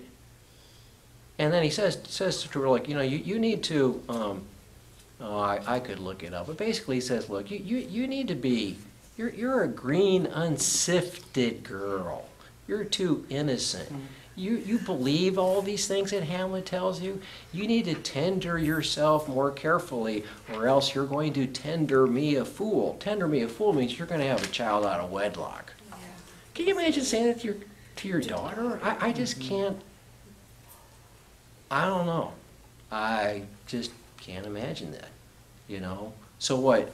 You have this innocent person, and she's, to me, I think she's innocent, and you are sullying her imagination and her heart about the intentions of love. Yeah. How many people are just like Polonius, though? Pardon? How many people are just like Polonius in those opinions and the way that they? Oh no, there are a lot of Set up their daughters. Poloniuses out there, and I mean, look, Pretty common character. get thee behind a curtain, all right, and give me a sword, and I'll take you. So anyway, and it's, to give Hamlet credit, he actually he repents a little bit, about what happened. After it happens, he says, I got to go lug the guts out of here, And there's so many funny scenes in there, but in the stage but direction, even like that Hamlet leaves, dragging Polonius. Kind of yeah, fun. right. I guess what I'm saying is And then that hides him. Right. Of course, that's a big, like, where did Hamlet hide the body? But, that's... Smelling. yeah, you'll know that if you don't find him. In a month or so, and then once you tell the king, he says, well, if he's up, he goes, like, maybe he went to hell, go look for him there Oh, yeah, yourself. Yeah, he said, there you go. Yeah, that was a great line. He says if he's in heaven, then he's Yeah. okay. Right. If he's in Yeah, hell, you well, go you'll look- soon find You'll out. find Yeah, out. look for Yeah. him yourself. That's Yeah. a great line. But I guess what I'm saying is that I think it's more than just ignorance of the story that makes people think Polonius is a decent character. I think it's saying something about most people. If you laid all that stuff out there, I'd say a lot of, average Joe would probably say, hey, he's got a pretty good head on his shoulders. Those platitudes he gave in the first scene, the way even he warns Ophelia, I bet, I'm guessing here, but I bet a lot of guys would say, yeah, he's pretty smart. If you follow what Polonius says, you're probably, I'm just guessing, but I think that's probably part of it, is probably the way people teach this book is because they think Polonius really is, even if they see, maybe if they'd see some of his weaknesses and shortcomings, they would think his perspective is an appropriate response to problems. Yeah. I would guess that. They Yeah. admire his cleverness. Yeah, they think he's just kind of shrewd and worldly and like he gets it, He's got that sad, but- weird used car salesman. Yeah. That's a good one. So when Hamlet tells Ophelia to get thee to a nunnery, he says that over and over again. I think, I don't know, I was wondering what's going on. It seemed to me like maybe part of what he's saying is there's not any future left between us because of what I have to do, because of your father maybe a little bit, because like this is, and so if we really have this love, and like it's cold, but he might be trying to look out after her in a way. He doesn't want to indulge her. What? I just interpreted that he had a higher purpose now with the vengeance. Yeah. All that his father gave. And he knows he's not going to come out of it I know you love unscathed. me, but I got a higher purpose. Yeah. I don't know. Yeah. It is an interesting scene because he's But also frailty, thy name is woman. It'd be yeah. better for her, not, he doesn't, he is, it's also rejecting marriage Yeah. because of what his mother has done. That's true. That's the way I read it a little bit. Yeah. Yeah. Is his. That's true. Well, And yeah. also, there is the aspect that if she goes to a nunnery, she would be safe. Yeah. She would be safe from what's gonna go on at court. Yep. Yep. I think that's kind of how I'm seeing it. It's complicated. He can't come right out and divulge his heart. Right. That's kind of the tragedy. Like maybe the real tragedy to me in this whole thing is No one can be true. Yeah. Well, he goes, like one of his soliloquies starts off, now I am alone. And he is alone. Yeah. You know, she probably could have been someone that he could have. Yeah. Well, actually, that's not really totally true because he does have Horatio. But even Horatio, he's kind of close with him too. He's a little. Well, like, you know, you mentioned the 4 soliloquies.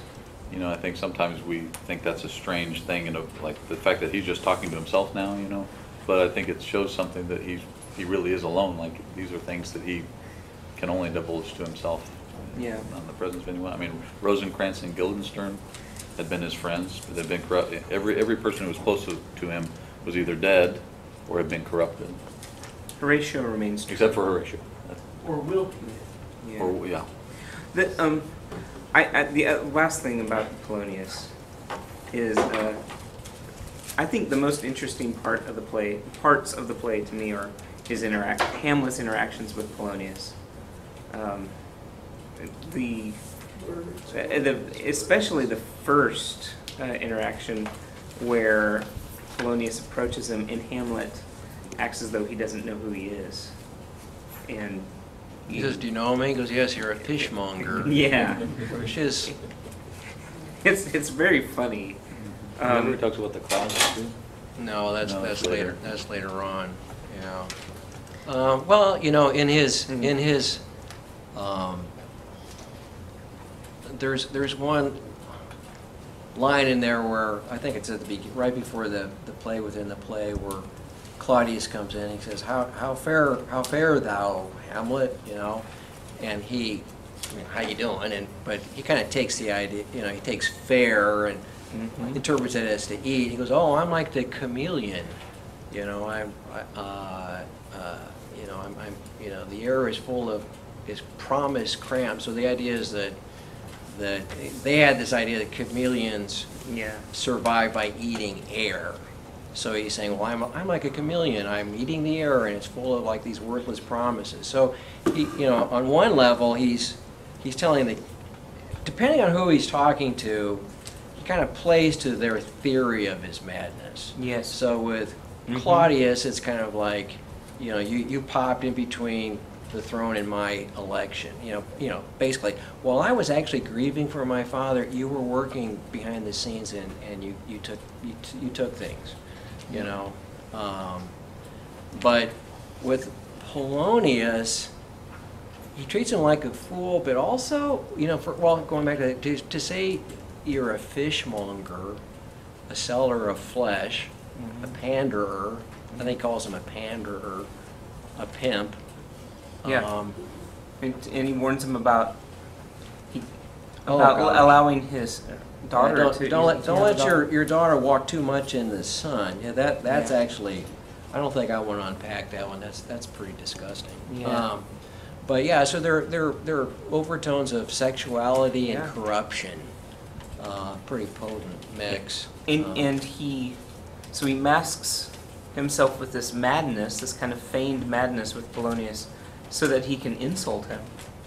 Oh yeah. It just like everything he says to Polonius is kind of a put down. Yeah, and But- yeah, it's pretty, and you know, like he says, I don't- he says, Lord, he says, well, what are you reading? He goes, words, Yes. words. Well, what is the matter? And then he goes on, well, it says these terrible things about old people, you know, like how tedious they are. He says all these really insulting things, you know. He goes, well, I don't believe a word of it. It's- Yeah, really good. no. Don't mind me, I'm mad. You So- stupid old fool. You know, Yeah. I threw that out there, you know, about, well, and then in another place, you know, right after that, where he says, you know, Polonius kind of says to the side, well, you know, I wrote it down. Though this be madness, there is method in it. And usually, I always quote that erroneously, like there's method in this madness. Yeah. Same idea. And there is. I mean, you know, he's kind of tailoring it depending on who he's talking to. But did anybody talk about the question, or did you just talk about something else? So what do you guys think? I mean, why would you do this? Why feign madness? Anybody have any thoughts? Well, he's alone. He's alone. I mean, can't really, you know, if you try to build a conspiracy within this court, you're going to be dead immediately because someone will turn you. If he tried to work with Rosencrantz and Guildenstern to try to bring down his uncle, he would be dead right away. So he has to do some kind of subterfuge. Now, why you pick the subterfuge of madness? I guess because everything is out of joint. And therefore you're going to put yourself out of joint to be out of joint to what's out of joint. But yeah, he can't be direct with anyone about what he wants to do, because he wants to do is regicide. Yeah, one of the commentators we read said he can't call 911 because Claudius would answer the phone. No matter He can't go to his mother because his mother can't betray her new husband. So he has to have some kind of subterfuge, and madness is his choice. So, Because he can't, But what- because otherwise you'd have to be silent. Right. And then you can't have much of a play. Right. If you have one that, the well, lead this actor- makes for a great play. I mean, Yeah. let's face it, Hamlet is the best show in town. Yeah. You know. If Hamlet doesn't say anything for the rest of the play and tries to maneuver people, if he's like the Count of Monte Cristo, who's maneuvering people against themselves, I mean, he still talks a lot, but that's what he's really doing. But and Hamlet is doing that himself through his madness, maneuvering them against themselves. That's a good point. Because that way Polonius is behind the curtain and that's going to be killed. And that way the king, who's all confidence at the beginning, begins to be more and more uncertain about what he's done. I mean, his conscience is pricking him over and over again. So I think that's why, because that's the only thing he can do. Well, a common interpretation of that, why does he put the anti-disposition on, is that, and I've read this from several different commentators, well, he's hoping that people will let down their guard. And Polonius probably does do that. Well, he does. There's no doubt about it.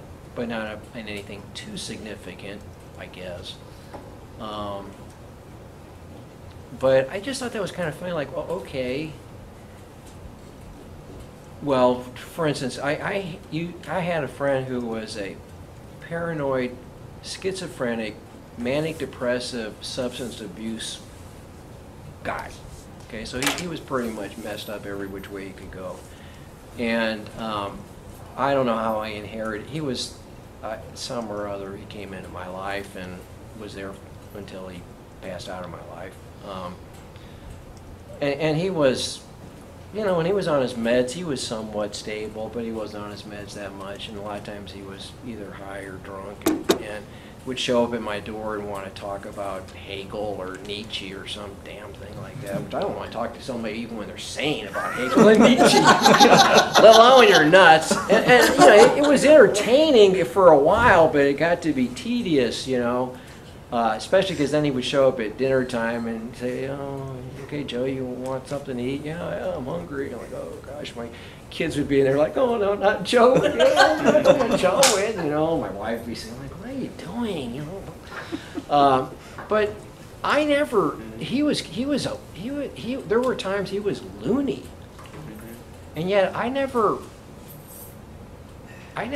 talked about things in his presence. Like, I never said anything to my wife, like, you know, like, oh, you know, he's really over. He's really off his meds today, I can tell you that, you know. So I don't know. I mean, have you ever, or like people who are that's mentally a good point. challenged in some way, or can we say that now, or is that off limits? I always forget what's acceptable to say anymore. You know, is mentally challenged okay? I don't know. You teachers that are in here, is that all right? Because I don't want to, but that's shifting all the time, like what you can say. Yeah. But like, I don't know. I always just talk to them like they're a person. Yeah. I don't. So I'm just kind of curious. Is that something that people do or not? I don't know.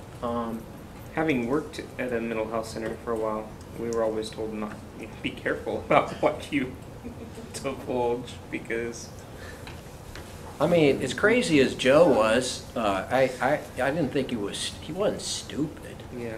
Don't you Right. think that No. he might be in survival mode?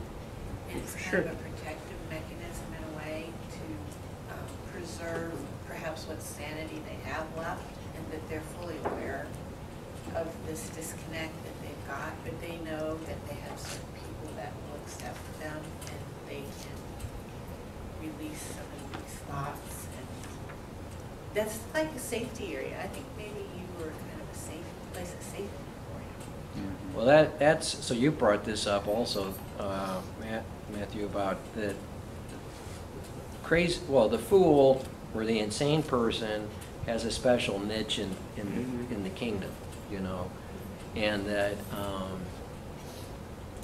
that the crazy person in some ways, at least in some cultures, and I don't know if this would be true here, but is somehow kind of sacred or untouchable. And then you mentioned David being. Well, there are two things. There is this kind of idea that they've, a lot of times the crazy person has been, it's not just that they're crazy or mentally ill, but that they've been actually touched by some spirit or something, so they then become kind of a holy fool or some mouthpiece for the divine, actually. But there's also a folk trope of feigned madness, of using madness to for protection. So I was reading a little bit about Hamlet, and they were talking about how this is an Indo-European stock trope, and I got to think, it's not just Indo-European. It's in the Bible with King David, where he's running away from Saul, and he's kind of like Hamlet. He doesn't have anywhere to turn to. Saul's hot on his heels. Everywhere he goes, people are trying to turn him in. They're betraying him. And so he finally goes to the one place that he knows Saul's not going to follow him, which is Philistia. He goes to the enemies of Israel, and but he also realizes, David is famous for what? Killing Philistines. And so he's going to go to the Philistines for protection. And so what he does is he feigns madness so that he doesn't look like a threat anymore. This guy isn't going to kill any more Philistines because he's out relieving himself in public. He literally does that, and he talks about letting his saliva dribble down his beard. He's doing all of this stuff so that he doesn't look like a threat to them. And I think that's what Hamlet's doing here. And he can get away with outrages. It's just Hamlet. He's just mad, so he can say and do pertinent or anything. You can take the filter off. Yes. Yeah. Wouldn't it be fun to live one day of your life with no filters, just whatever came to your mind, you just let it But then there's tomorrow. There it is, yeah. Well, one of the things that we get from the story of David is how humiliating this is for David to have to kind of do this. This is, and I think that's one of the things we have to remember is this. For Hamlet to act mad like this is a humiliating thing. Parts of it looks as though he's having fun with it sometimes. But it's almost a release for him. You feel like he's enjoying it and almost naturally coming out, like you talk about homo ludens.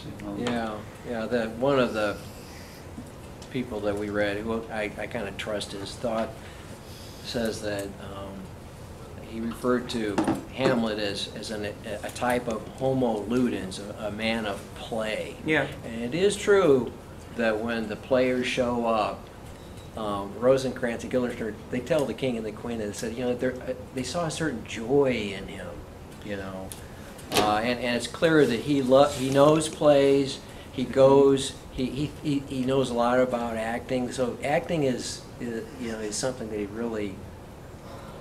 he cares about. He talks about Yorick. Yeah. How much fun he loved Yorick. Yeah, a man of infinite jest. Yeah. Which, by the way, that became a title of the book too. Leave Her to Heaven is a movie. Gene Tierney. Leave Her to Heaven? Leave Her to Heaven. Okay. Well, there you go.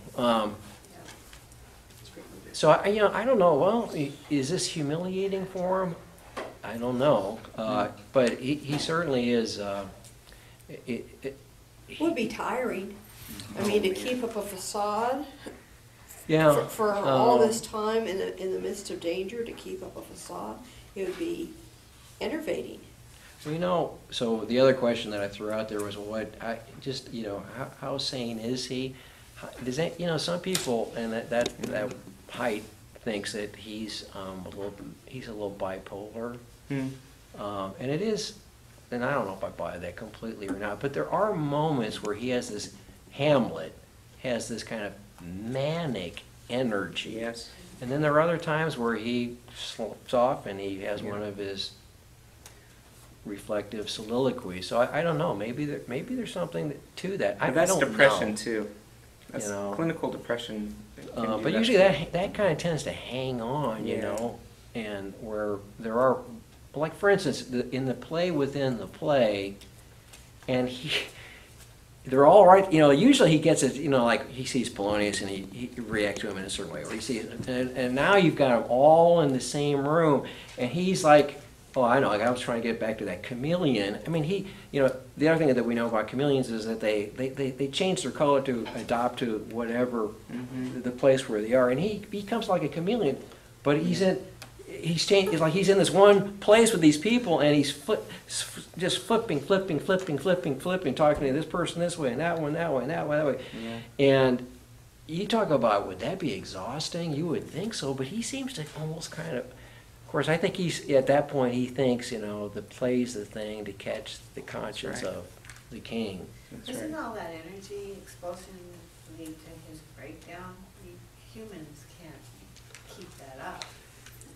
So ultimately, he's going to break down, and I think he does.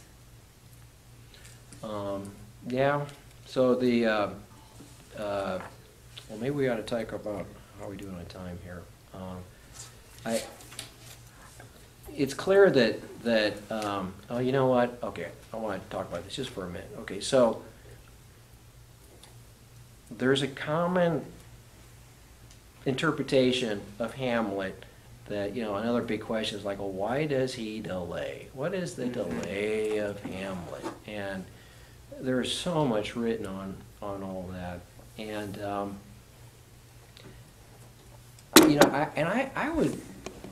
I would like to propose that maybe there really isn't all that much delay at all. I mean, really, if you just are kind of, it's hard to get exactly it, but how long has this feigned madness thing been going on? Well, a couple months, maybe 3 months, not all that long.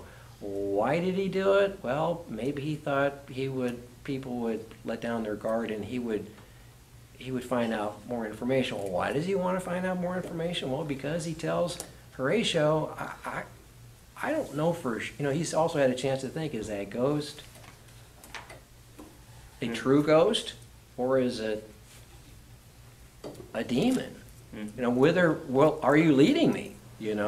So he's hoping to have, and also on a purely practical level, what would you do? So you just go walk into the royal chamber and just dispatch him, and everybody would say, well, what did you just do? Well, my dad appeared to me the other night, and he told me that he's been sleeping, and everybody's going to go, sorry, pal, off with your head, So it's like he can't. It's an impossible situation, but he's been trying to buy a little bit of time to get some information. It's not really going anywhere. The players show up, and almost immediately he says, hey, if I wrote some lines, could you stick it into, this play, the Murder of Gonzaga? Yeah, we know that. But, well, if I gave you some lines, could you stick it in there? Yeah, we could do that. So you can see, as soon as the opportunity arrives, boom, there isn't any delay, so he realizes that, this is the way maybe I can get the corroborating evidence that Claudius, that this is really true.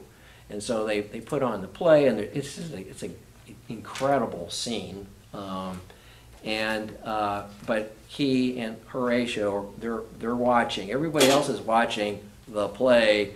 Horatio and Hamlet are watching Claudius, and Claudius does betray himself. So Did you want to say something? Just on his madness, again, I kind of get the sense, like you already mentioned Don Quixote, I could even throw in Ave Faria since we talked about the Count of Monte Cristo. So there seems like there's these characters that they're just operating on kind of a higher pitch than everyone else. And so, I mean, Hamlet, he's clearly intelligent. We don't know what he's studying at Wittenberg, but he knows philosophy. He knows, he's rattling off lines from the Aeneid from memory. He's an expert at fencing. I mean, he's just he's kind very, of this very like witty. Yeah, he's just sharp. He just kind of, and so kind of going to that homo ludens that I think slipping in and out of this kind of feigned madness. It's easy for him because he kind of is on a different plane than everyone else. But yeah, I think he really is a hero, a heroic figure. I think he's mentally ill, but not mad. I mean, kind of like you think of an eccentric or something, of somebody who's different, and people think they're odd. But so it's a smaller step for him to go into madness than I think it would be for the gravedigger or for like kind of a common man. He's kind of this larger than life type figure. But he's aware that he could descend into mad. I think that's true. I think he's aware of how fragile he is. He knows that he's very vulnerable right now. It's like when he goes up at the opening scene and he's let out with the ghost, and Horatio's worried that the ghost is going to literally teeter him over. It's like he recognizes that throughout the rest of the play he's on that same edge. Yeah. He's on the ledge of falling. And someone who's truly mad, they're unaware. Yeah. And I mean, maybe after an episode they'll be aware, but when they're in the episode, they don't realize that they are. Anosognosia is the term we're looking for here. What is it? Anosognosia, you don't know you're crazy. Yeah. I'm going to pull a part of a line out here for this next section, but and you don't need to turn to it, but in Act 5, Hamlet's come back, and he's telling Horatio about what happened, and how, he read the documents, he changed them, sent Rosencrantz and Guildenstern off to their, I don't know, is it their just desserts? I don't know, it seems a little bit, I don't know. I don't want to get off on that, but that seems a little severe. But so Horatio says, so Guildenstern and Rosencrantz go to it. They go to their death. And Hamlet says, why, man, they did make love to this employment, being employed by the king and, being used. They are not near my conscience. Their defeat does by their own insinuation grow. 'Tis dangerous when the baser nature comes between the past and fell incensed points of mighty opposites. So, there's a lot of things that are looking forward and also kind of what's going on here at this moment. But he's saying, they kind of got what they deserve. Sort of like Polonius kind of got what he deserved. It's dangerous when you. Okay, so imagine two people. They're having a duel, and you try to walk between there and break it up. You're asking for trouble. Okay. And that's kind of what got it. But he says, well, so who's dueling here? Who are the mighty opposites? Well, he's referring to Hamlet himself and Claudius. That's the way he's thinking about this. And it's funny. Of course, it looks forward there shortly. There's going to be there's going to be a fencing match, not with Claudius, but with Laertes, who has been put up by Claudius to do that. Okay. And, but anyway, mighty opposite. I don't know, and it took me a while to really learn to you know, for a while when I read this play, I just kind of took what Hamlet said about Claudius and said like, okay, well that's just true. You know, he's just this. He has all of these insulting things to say. He's a cut purse. You know, he's a I don't know. Can anybody think of something? The bloat king. He has like no use for his drinking all the time. You know, he thinks it's disgusting, and so he has all of these things. You know, that derogatory He calls things. his mother. Right. Where he's Yeah. that one is really interesting. Where Yeah. He, Yeah, husband and wife for one. So Yeah. you know. Yeah, if you want to be one with my mother, then I'll just call you mother. Yeah, it's an interesting insult. But you know, Claudius is. I don't quite know what to make of him, except that there is he's a worthy opponent. You know, so I guess I'm adjusting my thoughts. If you just make him out to be some sort of like lecherous bloat king who just kind of stumbled into this thing, in a way, Well, kind because of. he figures Hamlet out. Oh yeah, well he never buys the madness thing. If you No. notice, Yeah, he's the never- one person who never really buys the whole mad Hamlet Yeah. deal. I mean, he's a little, you know. That's why he wants him to be the one that goes to England and is Right. killed, taken in prison and killed. So you know, he's a worthy opponent, and so you know we have different images here where he says, well, for instance, he gives the play, a nickname. He calls it the mousetrap. You know, it's kind of a idea that there's sort of a cat and mouse game going here. You know, or he talks about in another place he says he thinks it's. Oh, I wish I could find it. Basically, he uses an analogy from warfare where he says, well, first he says it's great sport when the engineer is hoisted on his own petard, meaning the guy who is supposed to mine underneath the wall of a city puts the explosives down there and whoops, didn't do it right. That's great when that happens, which is exactly what happens at the end of the play. Yeah. But then in that same scene, he says, it's also great, like when someone on one is mining underneath the walls and they're coming this way, and somebody's on the other side of the wall and they're mining, and they're and all of a sudden they reach each other. Okay, they meet each other.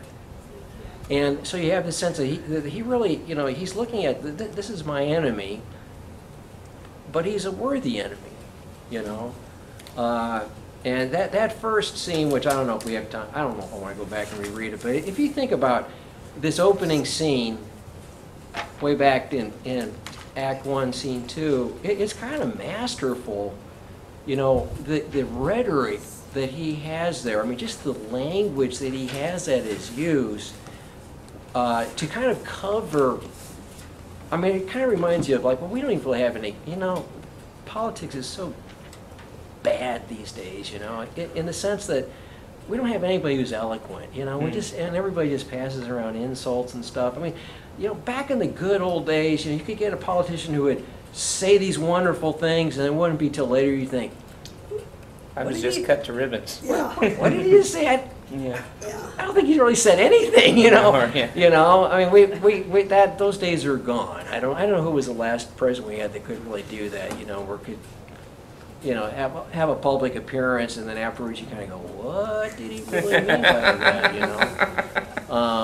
But if you go back and read this, you can just see he's kind of he is a master of taking rhetoric and sort of using it to hide. It's a plastering art, I mean, he's covering up.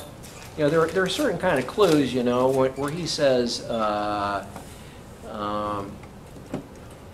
okay, so far hath discretion fought with nature that we with wisest sorrow think on him, old Hamlet, together with remembrance of ourselves. And therefore, our sometime sister, now our queen, have we, with defeated joy and auspicious and dropping eye, with mirth and funeral and dirge and marriage in equal scale, weighing delight and dole, taken to wife. you know, and you're just kind of caught up with the symmetry and the sound of it all. Yeah. And you kind of, you know, think, well, what are you saying? Well, because we were so sad that he died, so we got married right off the bat. Is that what you're saying? You know, but you don't even really have a chance to really think about that. You know, he really, you know, verbally, he's pretty masterful. But aside from that, which I think, you know, we have to talk about at least briefly, is his soliloquy. Well, actually, it's, where, you know, this is after the play, and he's given, I think, pretty good evidence about his guilt, and he goes to his chamber and he's trying to pray. Yeah. And that is truly that's a remarkable passage, and I have to say, it kind of humanizes him. You know, he's not just some bloke king who's really good with words and sort of a lecher. This guy's got a conscience, and the it's a very, I think, a very Catholic understanding of the situation, which I can't find. Does anyone know? Oh, I think It's a scene, Act 3, Scene Scene 3. Okay.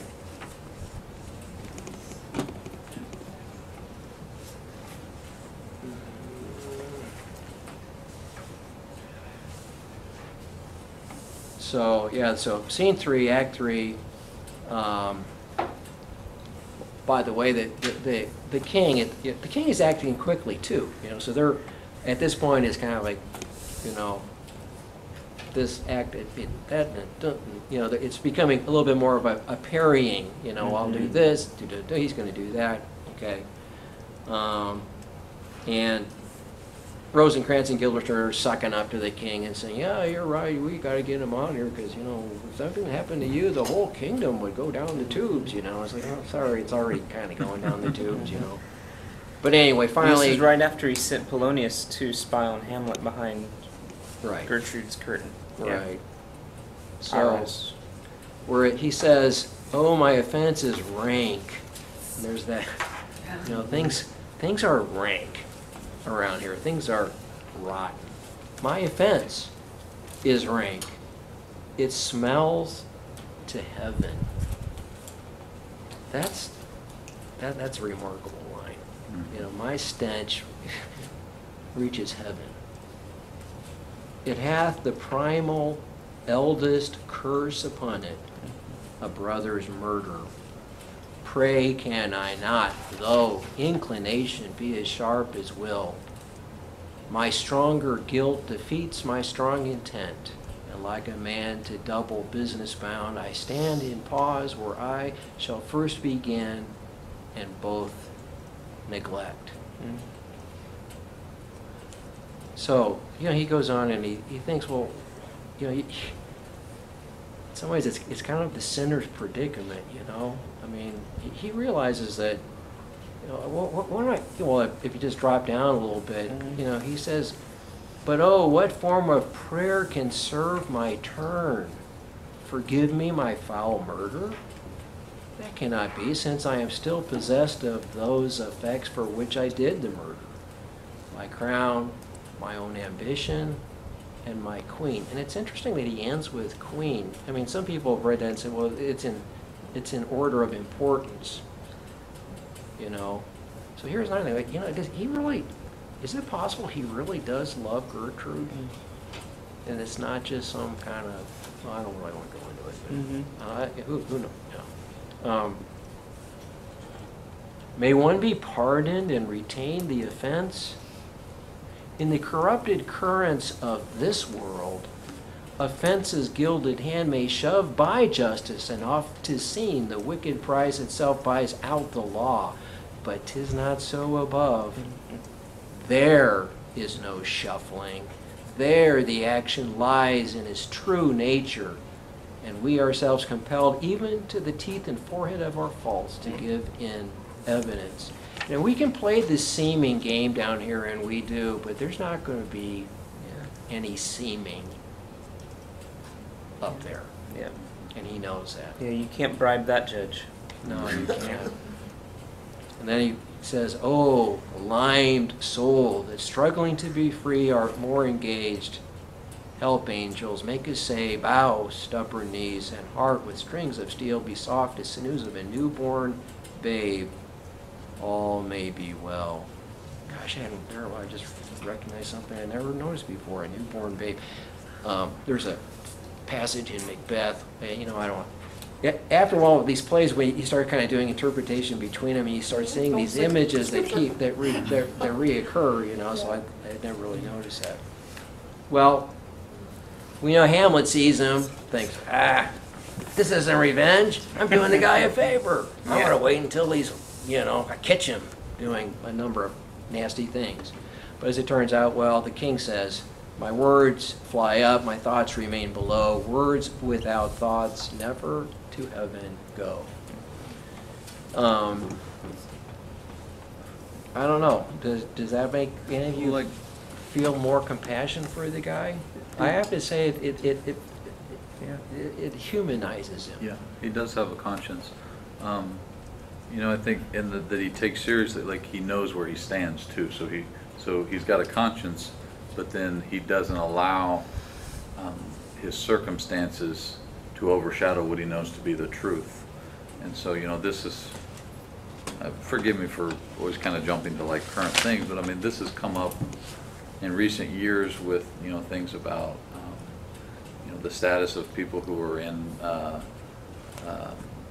irregular living situations, with the way we deal with that morally. And, you know, there's been statements put out kind of suggesting that it's an unbearable thing for a person who's in an irregular situation to have to do away with the irregular situation, right? And so there's just kind of been this move to say, like, well, these people, it's a different category, that like, because they're in the situation, you can't ask them not to. Whereas like Claudius is like, he gets it. Like, he's like, I'm choosing the spoils, and I realize that I can't be forgiven unless I do.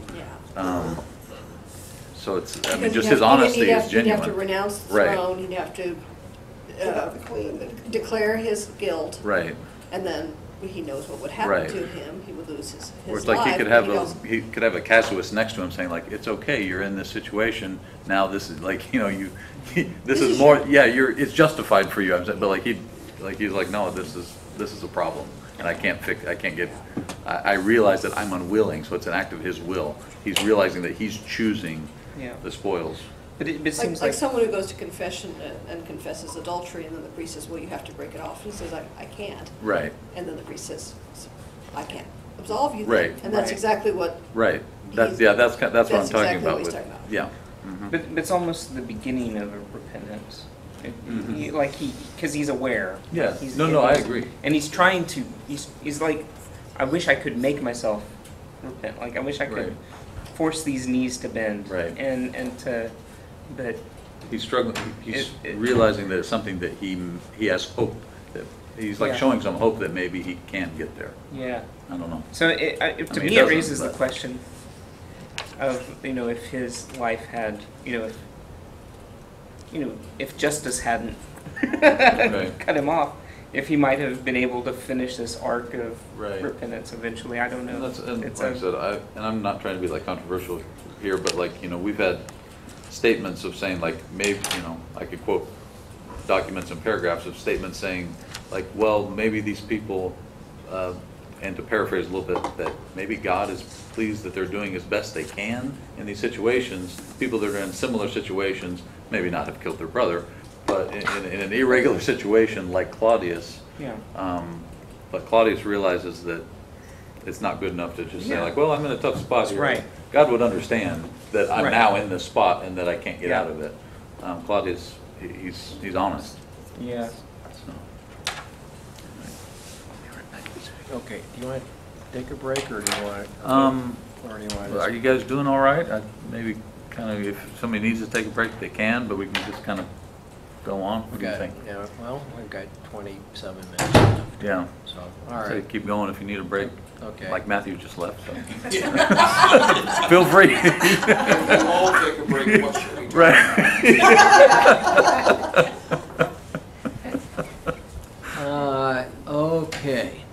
see, I don't know, we may have to leave the scene with his mother, well, yeah, I don't know if we're gonna have really time for all this or not. You know, Hamlet says, you know, I have to speak daggers to her. I have to prick her conscience. And it's, you know, I think he's, do you think, is he wondering if she's in on the deal? I think, well, remember from the very beginning, what the ghost said to him was he accused her of being an adulterer. Right. And so I feel like that's been hanging on for Hamlet. I mean, and several commentators have taken that seriously, is that she was, if not in on it, you know, was certainly guilty of adultery. And then, so yeah, so I don't know if he thinks she was in on it or not, but I'm not sure it's a settled question. Well, she doesn't really ever say she wasn't. Right. She doesn't directly tell him as he Yeah. is questioning her and going, she doesn't say, Hamlet, I didn't know he was going Right. to kill your father. She We were seems to having act an that way, affair. but we know she's a seeming virtuous queen Yeah, too, so he yeah, can't trust her. I don't trust her. She feigns surprise when he tells her, but what are we to make of that? Well, okay, well Well, then, mainly what she says is, so speak no more. Speak no more, don't Mhm. talk about it. I don't want to hear it. Yeah. That's her main response. No more. yeah, well, okay, we might have to leave, there's a lot of questions right there about that, but it appears that her conscience is pricked, and he tells her, he confesses to her that, you know, about his, you know, I'm feigning madness. And don't tell the bloat king, even when he comes with his, what did he say, with his retchy kisses and, you know. Yeah, that was a creepy. Oh, he's that's describing creepy, that. yeah. And, Hit you on the and- cheek. Yeah. Yeah, and as you know, we were talking about this, that in the, well, like for instance, in the Mel Gibson version of Hamlet, this scene with Gertrude and they give it a Freudian Yeah. interpretation, and Some Oedipus in there. Yeah. yeah, and I really hate that. But well, you know, when you take something from outside the play and then you try to kind of superimpose it on there, I just don't think there's any within the play itself. I don't think there's any justification for that. So you know, you want to take this theory, or that, well, you know, this idea that Freud had, and kind of superimpose it. You could interpret it in that way, but anyway, and that's become very popular, or was popular. I think that, I'm not sure. Does anybody pay attention to Freud anymore? I don't know.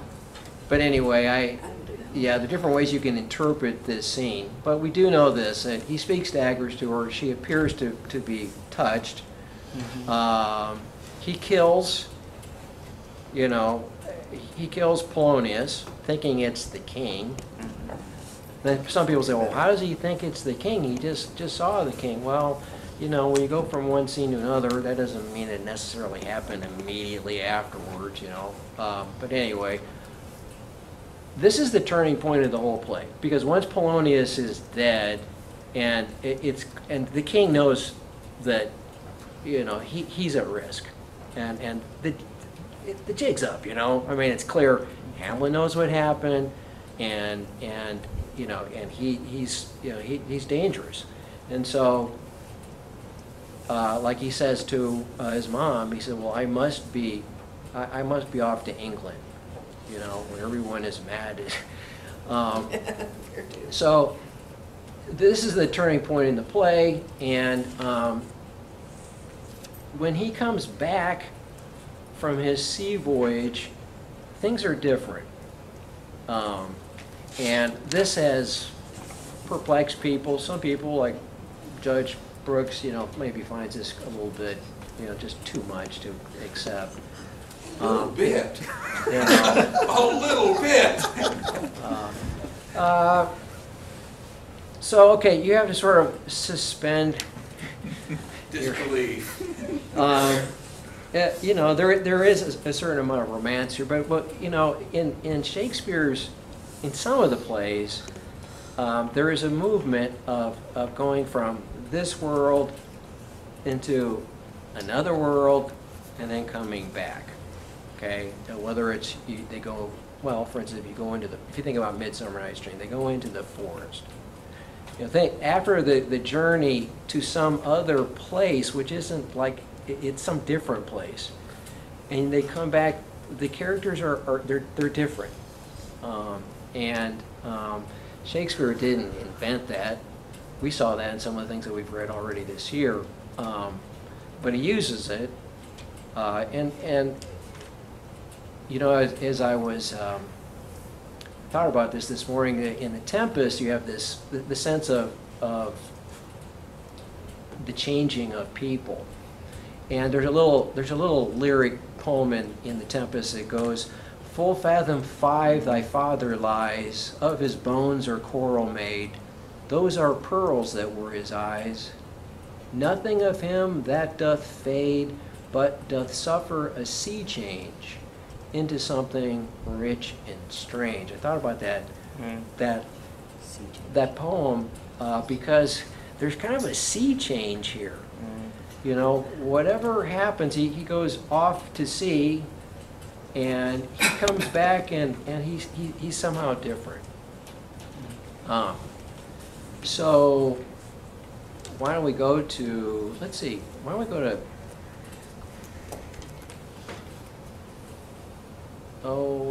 let's go to Act 4, Scene 4. Gosh, we're leaving a lot of good stuff on the editing floor. Well, that's the way it is. Okay. In his fourth soliloquy, Hamlet, which is they're on their way to the boat, and you know, Fortinbras is there, and he's asked to have passage through Denmark. Where are they going to? To Poland. To Poland. Yeah. And you know, there's a whole lot of questions like, well, what's all this about, which we can't really go into. But Hamlet asks the captain, you know, like, well, where are you going? Why are you going? And you know, the captain says, well, you know, we're going to go claim a little patch of ground, and that little patch of ground isn't even, it's probably not even big enough for all the bodies that are going to need to be buried. In other words, we're going to fight over a little patch of ground, and it's not even big enough to cover our losses, you know. And captain leaves the stage, Rosencrantz leaves, and we have, you know, he has one more chance to think about things. And he says, "How all occasions do inform against me, and spur my dull revenge. What is a man if his chief good and market of his time be but to sleep and feed? A beast, no more. Sure, he that made us with such large discourse, looking before and after, gave us not that capability and godlike reason to fuss in us unused.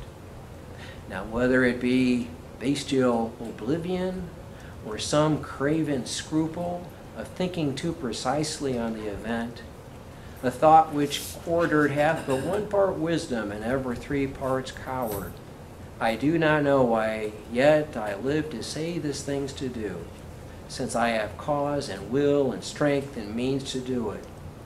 Examples gross as earth exhort me.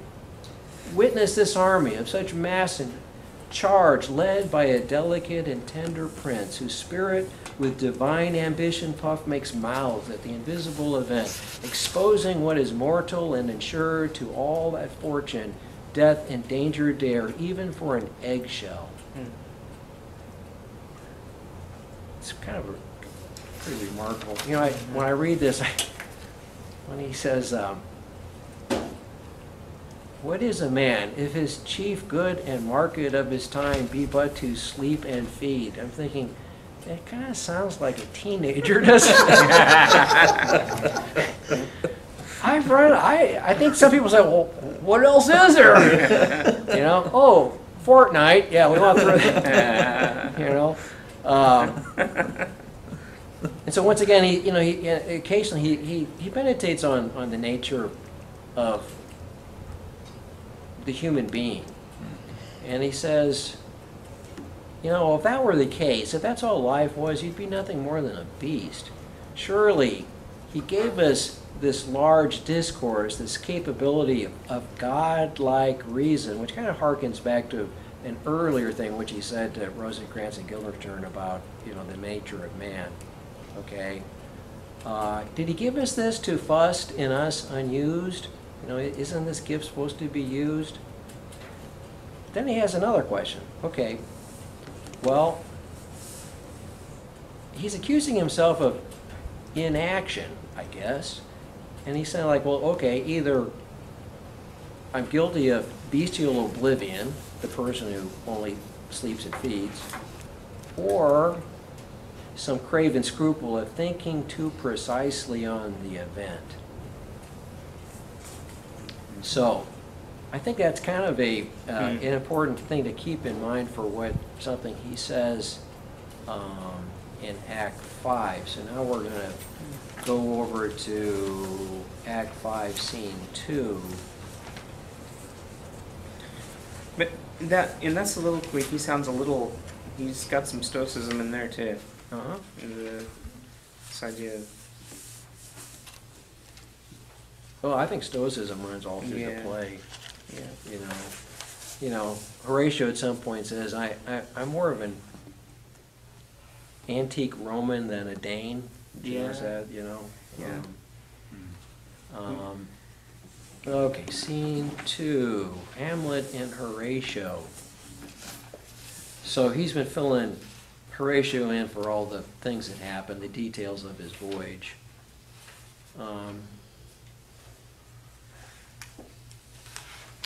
And he says this is Hamlet talking, third line, "Sir, in my heart there was a kind of fighting that would not let me sleep.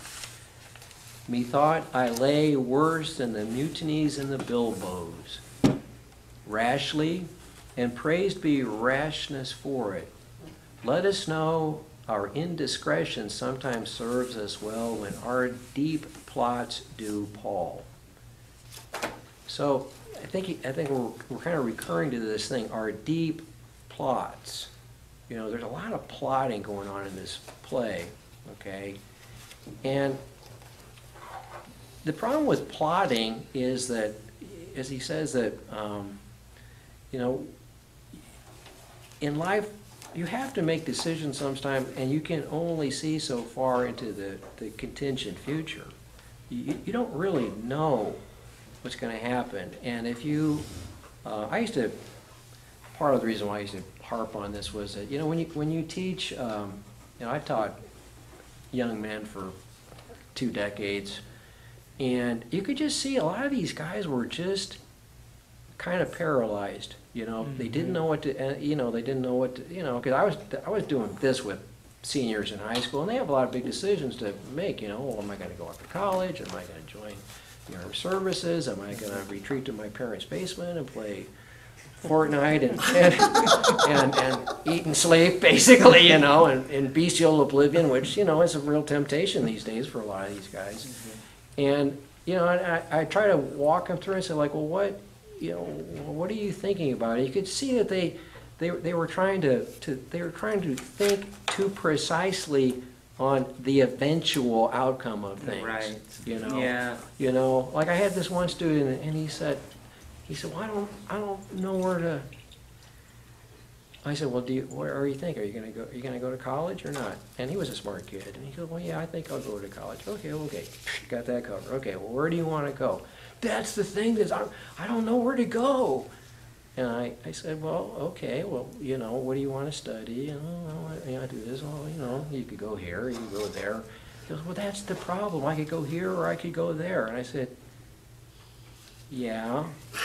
Why is that a problem? He goes, well, isn't it true that that people go to college and they meet a woman who will someday be their wife? Yeah, that happens a lot. Well, what happens if I go to college A, but my future wife is at college B, and we can't meet? You know, it's like, dude, you're thinking too precisely on the event, you know. You know, sometimes, you know, our indiscretion serves us well. Yeah. You know, I have to say that I see this a lot with young people anymore. They're thinking too precisely on things. You're like, what am I going to do with my life? Well, you know what? Live your life, and it will become clear what you're going to do with it. You There's know? been something in Catholic social media I've seen recently with, I guess, some of the it's either the next generation after millennials, maybe the generation Z. Anyway, so but We're they running out of letters. I know. You know? Good word, Z, yes, we are. Look back up. Oh, yeah. start using Cyrillic, but anyway, but they these kind of pious, maybe over scrupulous young Catholics are like, I don't know if I should date this person.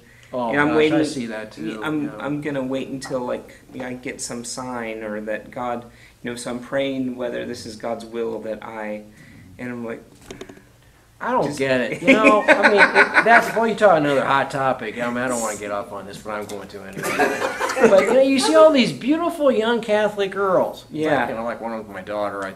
But anyway, and then Yeah. and you think like, why can't you guys? Like, what's wrong with you? Right.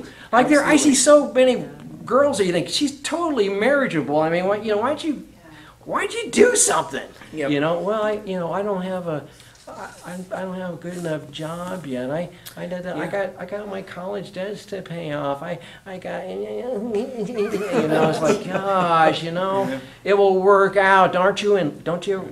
I don't know, okay, sometimes you gotta be a little bit rash, Sometimes people get married and they Yep. don't have it all planned out. Guess what? yeah, They fall in love and somehow a divinity shapes our ends. yep. When my parents Rough got hew married, them. they both had 2 suitcases. Oh, wow. Well, and same with having children, then That's too, all there's they had. another, people don't want to Oh start yeah, having they don't want to have kids. kids, Yeah. so Yeah, that's it. Yeah, You gotta- The- it this- continues. everything, you gotta be. I Figure think it this out. might be the first time that, and it's such a dark play, and I feel like then the clouds are they part here momentarily, and a little ray of light comes Mhm. down, and since he's come back from his sea change, well, for instance, he's talking about a divinity shapes our end. You have the sense of and then shortly after this, he says, there is a providence in the fall of a sparrow. So you can see that he realized, like, you know what? Sometimes you just you gotta do what you can, and rough hew it. Okay, do we have reason? Yes. Should we use our reason? Absolutely. But it's kind of like those timbers that you see in the bottom of old houses. Those are always rough hewn. They're not smoothed off. They're not perfect. They don't need to be.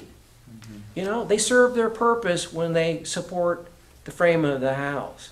And I think everybody thinks, oh, I got to have everything figured out perfectly, and everything's got, But then I said, well, no, that's not really the way we're supposed to live our lives. It's kind of like what Father was saying during Mass. There comes a point where you just have to trust. Mhm. Isn't there a saying to quote, act and God will act? Mm. There you go. Mhm. So, whatever it is, something has happened. Let's see, where is that? Well, then, that's after that speech you quoted before, then Horatius says, why, what a king is this? Hamlet is a king. Okay, so where is that right in that passage I just read? No, it's after it, this passage you read before about the Oh, okay. opposites, being Of between mighty opposites. the mighty opposites.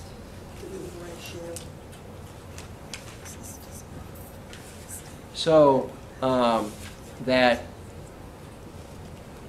another one about the providence and this fall of a sparrow, that's in Act 5, Scene 2, right before, it's right before they go in for the fencing match.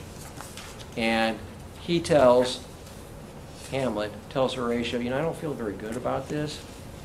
And Horatio says, well then, I can forestall things, don't worry about it, I'll say you are not fit. And he says, not a whit. We defy augury. There is a special providence in the fall of a sparrow. If it be now, 'tis not to come. If it be not to come, it will be now. If it be not now, yet it will come. The readiness is all. So you can see in certain ways he's kind of freed up, and also he's dropped the whole. If you notice, he's kind of dropped the whole. Well, there is a scene in the graveyard, but in general, he doesn't appear when in this last scene. He's kind of dropped the whole facade. He's not seeming anymore. He is. Something has happened, and he's willing to accept it for what it will be. Well, of course, he's walked into the biggest setup ever. You talk about being hoisted with your own petard. I mean, these guys are great, aren't they? Like, hey, we can have a sword fight, and oh, well, we'll take the tip off one of the swords, and it'll just look like an accident. You can dispatch him, and Gertrude won't be unhappy. And hey, yeah, oh, I man, I've got this really good poison, and hey, good idea, and I've got this poison over here, and we'll put, it's just kind of like it's just, it's. Well, we didn't even really talk about Laertes. Laertes is kind of a funny character in a way, but you can't, you feel like, man, he just kind of got hooked into this thing, and it shouldn't have happened to him. And And the I don't king know. manipulates him, and the king manipulates Oh, him. yeah. No, I mean, he completely takes him. I mean, it's pretty masterful the way, over the course of a couple of scenes, he just kind of works him to where now I'm going to use you. Yeah. Now you will be under my employ. So he's another casualty. So at the end of there's so many casualties, and the only person who really seems to kind of deserve what he got was Claudius. And so when we were talking about that humanizing by that prayer, it's so tragic in a way that he went right back to, not only could he not give up his spoils, but he went right back to that plotting and all that. And it ended up being his undoing, The last line of the play, of course, well, it's not the last line. Hamlet, well, you know what, I better be sure that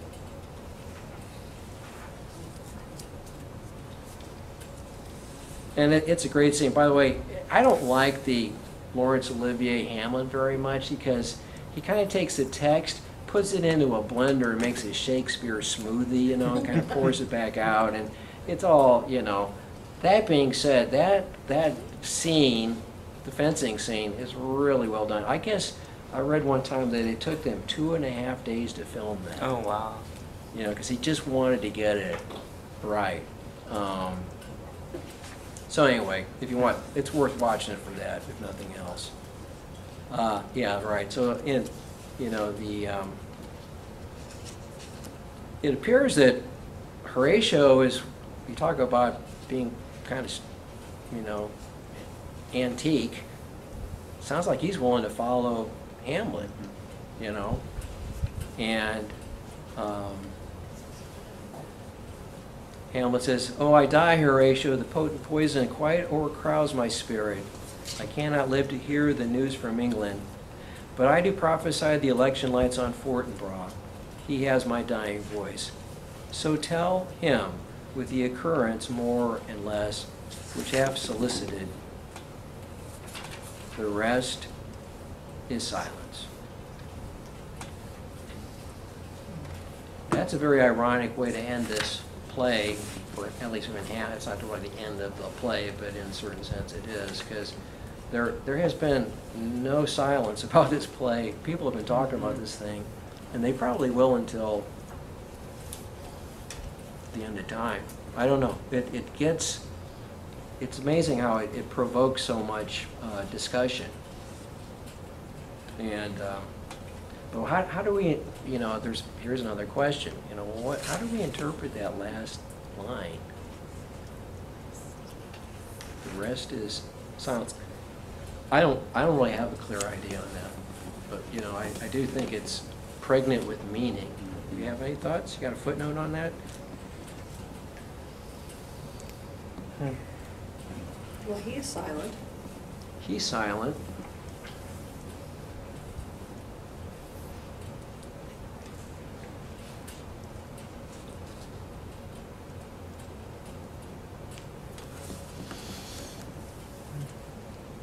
You know, is it possible? I mean, one interpretation is that he's in his last breath, he's expressing a certain kind of,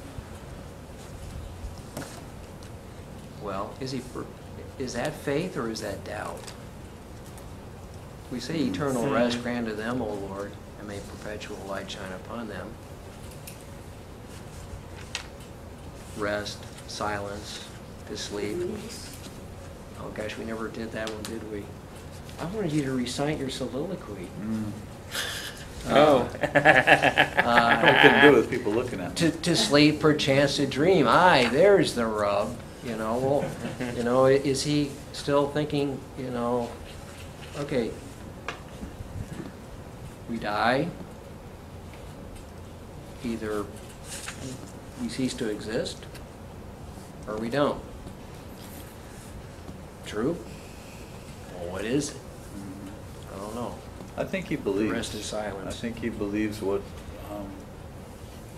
he's learned, and then again, the whole question of what kind of catechism has he had. I guess we could talk about that. But but he certainly, I mean, from the beginning, he's wishing he could kill himself, but he knows it's been decreed by the canon that he can't. And so I think throughout he's pretty firm in that he believes what the church has taught him.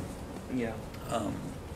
Which it's pretty, I know we don't have time to go into it, but in the scene with, you know, Ophelia, that there's clearly a sensitivity to well, suicide certainly, but they're not very permissive about judgment. I mean, with Ophelia, I remember they were debating of kind of like, well, they thought that maybe she wasn't deserving of the full rites, Right. because there was some ambiguity about how she died even. Yeah. And so there's, I don't know if scrupulosity is the right word, but and maybe it's coming from the fact that he knows his father's plight. But Hamlet's certainly not just a happy-go-lucky, okay, I'm going to go and meet my reward now. I mean, he's pretty worried about what's going to happen to him. Yeah. But he believes, I mean, he believes in the afterlife, but he believes in the real possibility of judgment. He exchanges forgiveness with Laertes, which is significant, I think, that he realizes his soul That's really depends on it. beautiful. And Laertes forgives him. Yeah. Well, he's able to, in some way, sidestep the whole question about revenge, because really, this is a question of, I mean, somebody just tried to murder him, you know. I think. And he was not in a duel to the death. It was Right. just a Right. duel for three touches. Another recurring theme in some of Shakespeare's plays is the tension between justice and mercy. I don't know when The Merchant of Venice was. I know it was written before this, but I don't know how. I think it. All the mercies and strength. Right. This idea about that Shakespeare tends to come down on the side of mercy and forgiveness. You know, and he recognizes that there's sometimes this tension in life. You know, I think he's trying to play out in this play, although some people think the play's a little bit of a mishmash. You know, and maybe it is. Of course, he's inherited a Well, yeah. lot of the matter already. Yeah. Well, and vengeance plays always are kind of a mishmash. I mean, the Duchess of Malfi, there's all kinds of, they always are a little Yeah. mishmash, because Because vengeance is, even if it is a dish better served cold, it is a treacherous thing. Because it can backfire. Yeah. You see, as far as people getting their just desserts, I mean, so Gertrude, you know, one way to read her is that she's just kind of waffles. She's not strong. She's weak. Frailty, the name is woman, right? That the reason she's in this is the ghost says that she's a victim of Claudius's wicked. I can't remember how he phrased it, but basically he talks about the power of Claudius. That Claudius is a figure of power, and that he certainly doesn't think she's innocent, but Right. the blame is squarely on Claudius. But and then at the end, Claudius she doesn't takes stop the her. yeah. So He she doesn't takes the stop her. cup. So it's kind of her again. Just to me, it's that she's just clueless, Yeah. and she takes the cup, and then Claudius. Oh, don't drink Oh, that. sure. Oh, No, it's just kinda like, you didn't really try that hard, Dang. Well, because if he took the cup from her, he Right. would reveal there's something Right. wrong with the cup. And then when she begins to die, he's like, oh, She's swooning because of the blood. Yeah. Well, yeah. So like that whole, if we had any sympathy for Claudius, I mean, it goes away at It's the gone end because again. it just he's concerned He's only still about doing himself. this. And then Polonius, we've already talked about him. You know, he dies because he's concealing himself. I mean, so Yeah. everybody kind of ends where they've been the whole play. Well, I guess in if nothing else, it's a story about not putting off repentance, Mhm. right? Because you don't know that you have tomorrow. You don't know. Your justice may Because be King hot at Hamlet, your heels. King Hamlet had not gone to confession. Yeah. Yeah. He- It's all through there. There's Yeah, like. if he had gone Yeah. to confession, he may not have been wandering. Uh-huh. Yeah. Of course, that's what you want to talk about, Catholicism, because confession was gone Right. in England at that time, and purgatory was gone. Right. Although would someone in purgatory be wanting revenge? Well, there. That's another. Yeah. that was a We pretty try to interesting thing. kick that around. I don't, you know, Father McManus this weekend at the conference said that when souls come from purgatory, they either want to pay retribution for something they have done in the Yeah. past, or they want prayers. Yeah, that's what. They I've don't heard. want revenge. The Jewish ghosts in Jewish lore wanted revenge, Mhm. but not ghosts from purgatory, souls of purgatory. Since you mentioned the Catholic thing, I was going to talk a little bit about this book, but we ran out of time, and maybe that's just as well. But this is an interesting book, and if you can get it from the library, I'm sure it's. I don't know if our library has it. I'm sure it does, but you ought to read the chapters on Hamlet in here, and you know this. I have to say that I don't know. There is certainly no doubt in my mind that the Catholicity in these plays is just it comes up to the surface. It kind of bobs up to the surface all the time. So just like thinking about purgatory, you know, like well that really should not have been. How'd that get by the censors? You know, I don't know that, but you know Because he didn't use the word. you know, she argues that actually he was communicating with disaffected Catholics, and that, and it's an interesting thesis. I don't know how far I buy it, but I will say that once you begin thinking in those terms and you read some of the, like that soliloquy to be or not to be, and then you begin thinking about that as maybe being a coded or a veiled message to the people who are the Catholic suffering. I have to say, you know, oh gosh, that's kind of an intriguing idea.